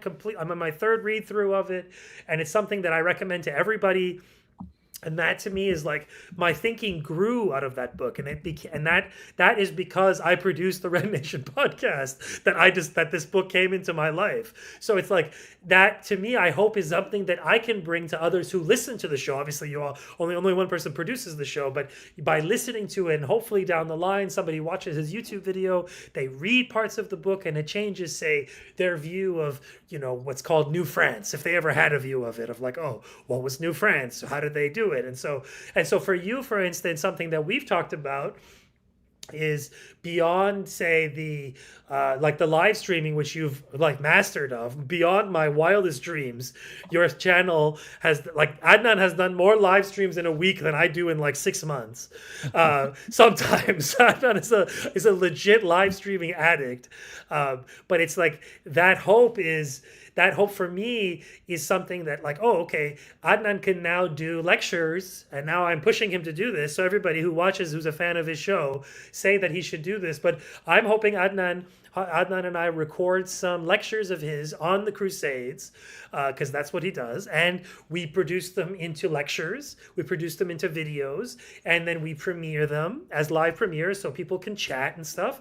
And maybe after the fact, Adnan hosts a seminar, a kind of small, closed seminar for, and you can paywall that content, because, at the end of the day, this stuff does cost resources, and you do have to book it, and you do have to support these things. So you come up with a way, and I'm hoping that this can be a model for other academics who can pursue this, who can say, like, hey, I don't have to live behind the paywall, which is to say in the university, that my knowledge doesn't belong to Queen's University, right? That the knowledge you accrued all these years of studying and reading is immensely valuable. And it's not even just the knowledge, and this is why I always say this when I'm producing. Like, as a producer, I see myself as like a kind of John Candy character in Cool Runnings, that, like, I find people who are naturally good at podcasting, and they're called professors, and they might not know that they're good podcasters, although increasingly professors go on podcasts, but I think a lot of professors never see themselves hosting a show. I mean, you're different, Adnan. You were hosting radio before this, so it's not like, but I think what I brought it, like, I hope that like, one thing that I've done by pushing you into the show, and hopefully the next phase for us in the production of your show is to do this course, is that, yeah, man, like, the university, there's a hunger for the stuff that academics do. There's a real hunger for it, especially if you're good at it. And some academics are so good. I mean, I know it's easy to shit on academics, really, especially being out of that world. But some academics, especially senior ones, are so good at distilling knowledge, because that's the hard part. It's one thing to have knowledge, but distilling it and presenting it to people who don't have a background for it, that's the skill you develop teaching undergrads. I mean, I don't lament my career choices, but one thing that I'm really sad about not becoming an academic and not getting a job, partly because my personality is the way that it is, but for other reasons too. But, like, you've seen a rant with the interviews. Yeah, I would rant in my interviews. I would talk about gardening and growing potatoes, because I have one setting. It's Sina. Someone sent me to Sina one day, and that's all I could do. So I could never, like, restrain it. But it's like the academics have this real skill that they develop talking to students year in, year out, honing that skill. I mean, these are Olympians in some ways of information. I know that sounds kind of corny, but really, the ability of a human being to present information that other human beings don't have. I mean, this is called teaching, but this is not a skill that comes to most people. Whereas academics have this skill, but their audience is this small group of people, many of whom do not want to be there doing what they're doing. So I'm hoping that for the future, even if I get kick me off of YouTube, fine. But, like, they can't kick me off the internet. They can't kick me off of having friends. Like, they can't stop me from knowing people who are smart. So that maybe I'll just become a full-time producer of courses that hopefully we'll be doing, that we can take this knowledge and take it, and finally it doesn't, and let's see YouTube ban your Crusader lectures. I don't see that happening anytime soon. That's one thing that kind of, like, normie content is something that will never get red flagged the way that this podcast can be in the future. And on top of that, it will bring, hopefully, people who have never heard of you before to your channel for that, and then they stay for the live streams. They stay for the long form content and stuff. And so that's something I want to commend you for in your work, because I've noticed, obviously I produce your show, so I see what you're up to all the time. So it's like, it's something that you've done an amazing job at, which is networking your vast network of colleagues and friends to come on your show. And in a lot of ways that this is something that you and I share. You're like, let's just do an episode. Why not? Like, you don't think about it, you don't have any like, you're just, let's do it. Why not? Like, why not? Just, and you just show up and you're there, and and it's great. And so this is something that if you are an academic and you do have something to say and you're not like a cowardly lib, and obviously, and you have the security to do what you do, I suggest you sort of follow Adnan's lead. Like, there's nothing stopping you from talking online. Like they want to convince you, and shutting down my show, I think is kind of a signal of like, of something that like, oh, if you're like him, that's what will happen to you if you talk like him. And I think some of my clients, I won't say their names, took that as a lesson of, oh, Sina's too radical, and they're like, oh, Sina, you should have controlled yourself. But it's not really that. It's that, like, make them come after you, say stuff until they come after you, and when they come after you, find your allies, find your comrades. And it's like, that's something that I try. It's like, be fearless. You have nothing to lose by talking and sharing your views.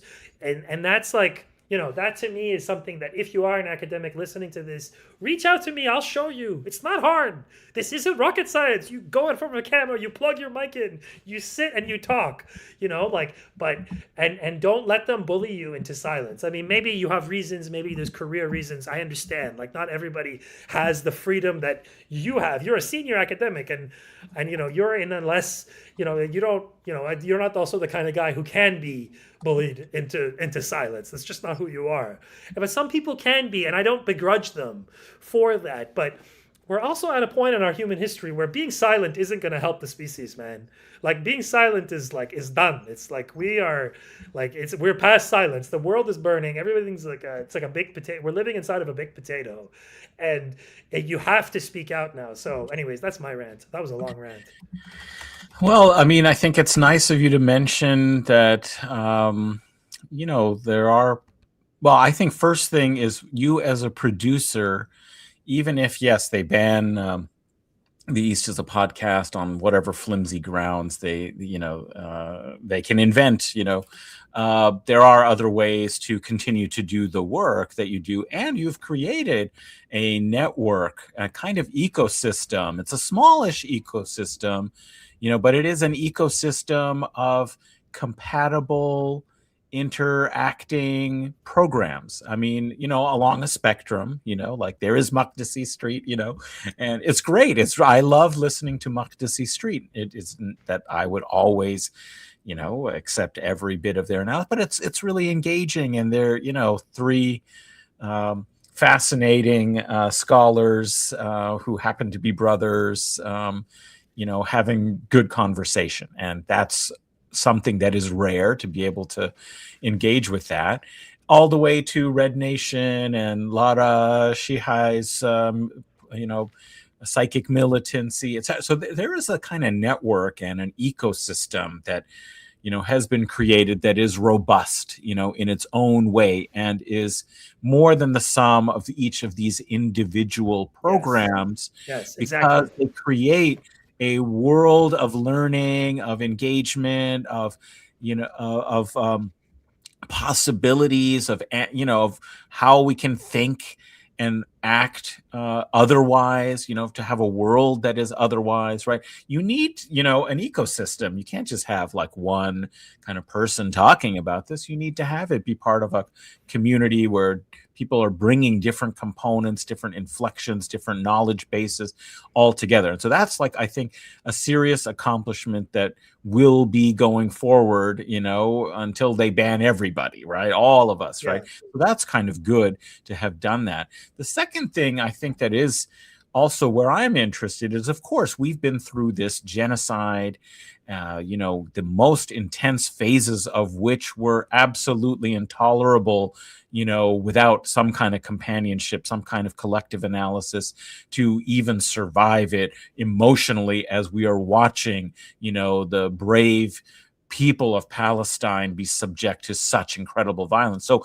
we did do a lot of like those kinds of anti-imperialist, programs, and a lot of live streams, and then the Iran war, which is an outgrowth of, the genocide in Gaza. It's all connected in West Asia.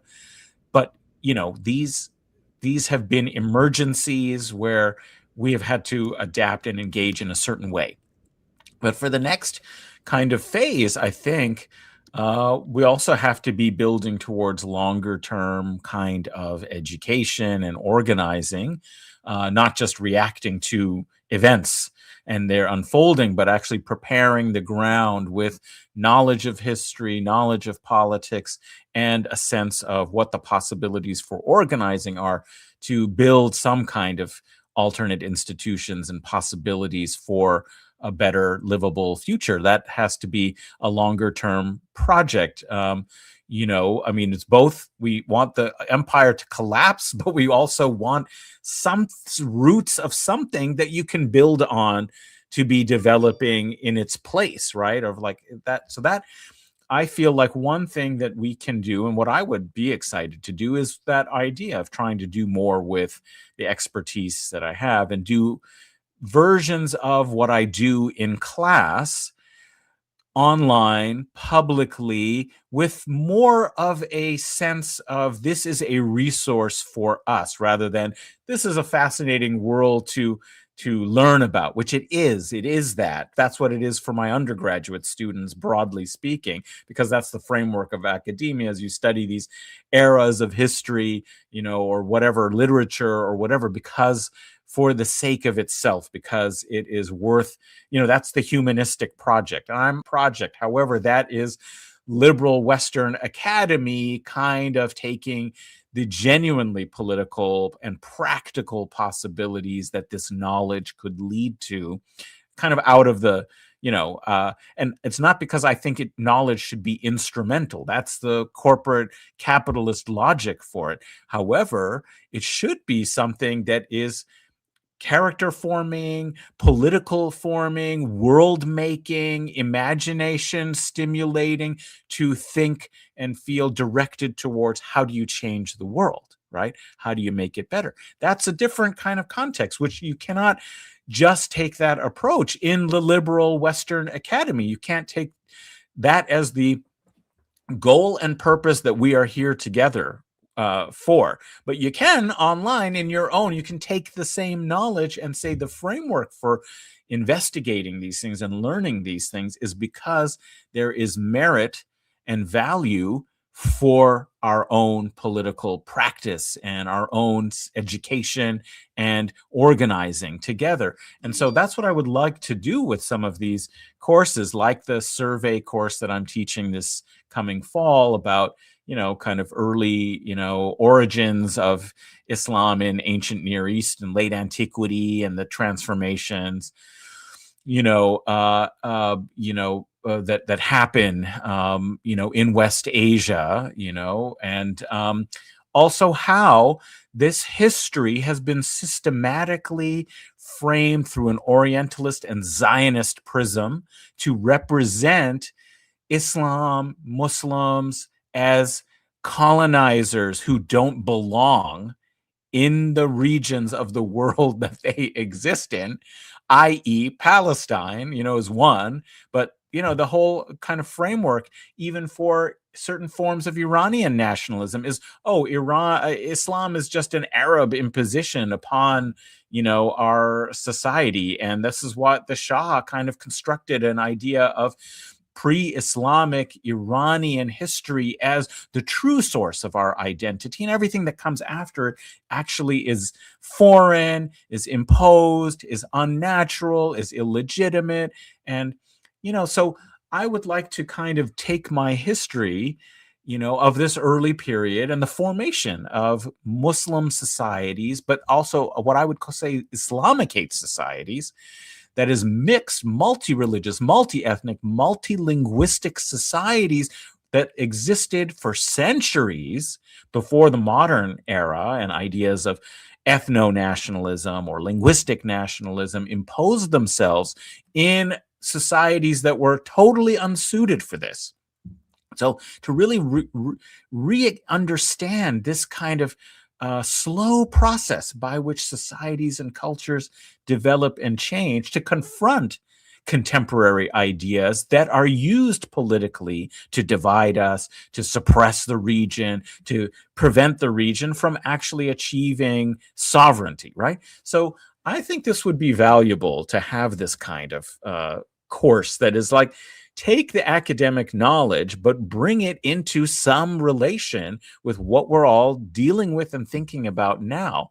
And that's also quite apart from the Crusades, another course I'll be teaching, and the course that I'm doing for Gaza of guerrilla history, anti-colonial resistance. I think the next phase for my channel and my project, envisioning what is it that we can do on this platform while we have it, is to try and do things that would make publicly valuable this kind of, course and academic knowledge and information, but re-enliven it by bringing it into relation with contemporary material conditions and the way in which our understanding and portrayal and representation of the past has been part of the way in which we have been propagandized out of recognizing the solidarities that we have, experienced as peoples in history for millennia, in order to impose new ideas that allow for exploitation, division, etc. So that would be, I think, something, a direction to go and explore with these platforms. Like, what's the next thing we can do, with them. So, if people think that that's interesting, I mean, I've had definitely seen has been encouraging that. And it takes time to organize, develop it, etc. But, if people think that that's a good way to go, then that's what we have to do. I mean, we're here for that, right? Really. Yeah, and I think there's also something inside of this too, is that like on the time that I've been running this show, we've experienced like a couple of it's been like an ongoing media revolution and it's like, they call it the pivot to video. It started kind of in the mid 2010s, but basically as people, I kind of see it as part of a sort of wider, a kind of wider trend of bandwidth going up, download speeds going up, space and sort of accessibility of content going up, and also increased ubiquity of personalized screens, so that such that when I started undergrad, as I point out on my show, sometimes like I started at the end of my undergrad is which is like 2005. That was like 20 years ago now. Geez, that's when I got my first laptop, and that was it felt like, and that was before smartphones. Like I had like a phone and stuff, obviously, but it wasn't getting that laptop and like moving around and like plugging in and connecting to Wi-Fi, which was also kind of just becoming a normal thing then. Like to now, where people are watching this on their phones in a subway. Like literally, someone may be watching this on their phone in a subway station right now as they wait, or like on like one of their job sites, where they're bored and their supervisor isn't there and they're just like watching it on their phones. I'm in this like little rectangle up there. So personal media and video, and not everybody is watching the video. Obviously, we've talked about that there's there's an audio audience, video audience. But I do think that with the rise of video, and also the ability to make video cheap, like cameras are cheap now. They're not expensive. They're not like there's like, you have a phone. That phone, you can buy a tripod. You can you can get a mic that's not that expensive, and you can make high quality 4K content almost. And no one will notice that you're like whatever, like just hanging out there in your basement. Like, so the bar has been lower, the bar for making good content has been lowered, that it's accessible now in a way that hasn't been before, such that. And even now they have like Descript and stuff. I mean, it doesn't really work well, but these podcast recording platforms also have editors inside of them. Now, don't do that. This is an editor talking to you. Pay someone, even just a little bit, to do it for you, because there's a lot of like little flourishes that they can add. And because remember, people are watching you, let's say, you know, doing your content, and then they watch high quality content on the next thing that has all these bells and whistles, and inevitably what happens is you look like an amateur, which, you know, isn't the worst thing in the world. Who cares? But at the end of the day, it's not much. It doesn't take much to sort of elevate your media work to the point where it looks like a professional, whatever, you know, like a serious thing. And remember, that's the easy part. The technical part is the easy part. The hard part is the content. It's the words. And that's where a lot of people have a lot of good stuff inside of them. So even if you're not even an academic, if you're like an expert in fucking ants, like go and make your ant content, you know, like go and do it. Like nothing is stopping you. Like take high quality video of ants running around and narrate it. And probably someone will be interested in that.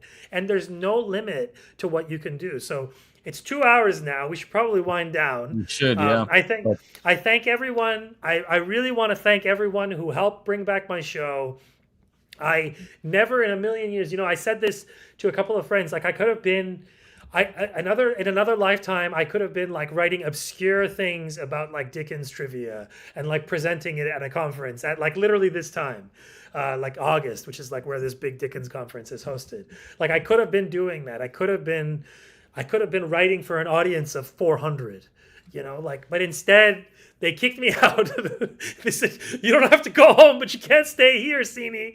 And as a result, you know, like I'm here, like I wandered into this sphere and it was audio only when I started and I didn't know anyone. And like 8 years here, 8 years later, I'm here and I'm talking. So, and you're here, whoever's listening to this. So this is like a thank you to everyone who's watched my show, everyone who's interacted with my content, anyone who's retweeted me and the crazy things I say, anyone who has like been on my show for God's sakes, anyone who's supported my show with their money. This is like a heartfelt thank you. I don't thank people enough, and I'm like shy about it for some silly reason. Really, I should. So I really sincerely thank you all. Please, please, please, please find a Gaza fundraiser to donate to. In the meantime, I'm gonna link to one right now, and if you're still here, please help him, or find somebody else. And I've offered to people that if you do sign up for a Gaza fundraiser, and if you donate to a Gaza fundraiser, I'll give you, like, let's say, I don't know, $30-$25. I'll give you a year's subscription to my podcast. Like if you just show me the receipt, show me the screenshot that you donated. It doesn't have to be to this one that I just posted, but it could be to anyone, really. Just do that. Instead of donating to my show, donate to a Gaza podcast, Gaza fundraiser, or Lebanon or Iran or anything. Just show. That's what we're here for. I mean, that's what this is like, to help people fight imperialism and to survive imperialism is part of our job here. So just send me a message somewhere and say that, okay, send me my free gift subscription, and it's yours. I'm happy to give it away. I mean, it's the same. It doesn't hurt me, and it helps someone else. And you know, if you want to support my show in addition to that, great. If you don't, that's fine too. But thank you, and thank you, Adnan, for your patience. Sometimes I'm an annoying producer and I bug you a lot and you take a lot of abuse. And your patience and your humility and all of this is amazing. And you're not like a lot of academics. You're not up here all in your head. So that's one of the reasons why people love your show. So I thank you, Adnan, and I thank everyone here. And thank God you're back. Yeah, I'll be back. And if they cancel my channel again and it's permanent, I'll start a new channel. I'll start 50 more. They'll never stop me. Is it closed? Shoot. Is it closed? Oh, it's closed. Shoot, there's another one. I'll find it and I'll link to it. It will, and yeah, you can support it and you can support me. And Adnan, maybe you have some final comments? Well, just I think that conversations like this, even if it was a bit of a meta conversation about the channel and it ends up going places simply because we're talking about real things in these spaces, and that's why you got banned. Thankfully, you got unbanned. But let's keep working and push the boundaries. That's what we're here to do, and definitely support a Gaza fundraiser. I'm also gonna, ask you perhaps to support or help my students in Gaza who are taking my online course on guerrilla history, anti-colonial resistance, so that they can do something exciting, hopefully, for their final projects. I'm trying to post the link to the Chuffed fundraiser, but YouTube comments seems to think that it's some kind of spam and doesn't like it. But, look it up. Spocks for Gaza. Okay, 3rd round of Spocks for Gaza. You can make a donation there as well. But also, don't forget to like this stream, share it with others, and subscribe to The East is a Podcast right now. Show your support for this wonderful channel. Thank you, I'm on a link. I found the Instagram page. It's in the chat for Spocks for Gaza. Just follow them on Instagram, and you can get to that. But yeah, please, everyone, donate. Send me the link. I'll give you a free annual subscription, at least $25. Show it, prove it, and it's yours. And I can give you. And thank you, everyone. And we'll dip here. Thank you, everyone. Sorry for all the ranting, but I know you guys like it, so I'm not sorry. Bye, everyone.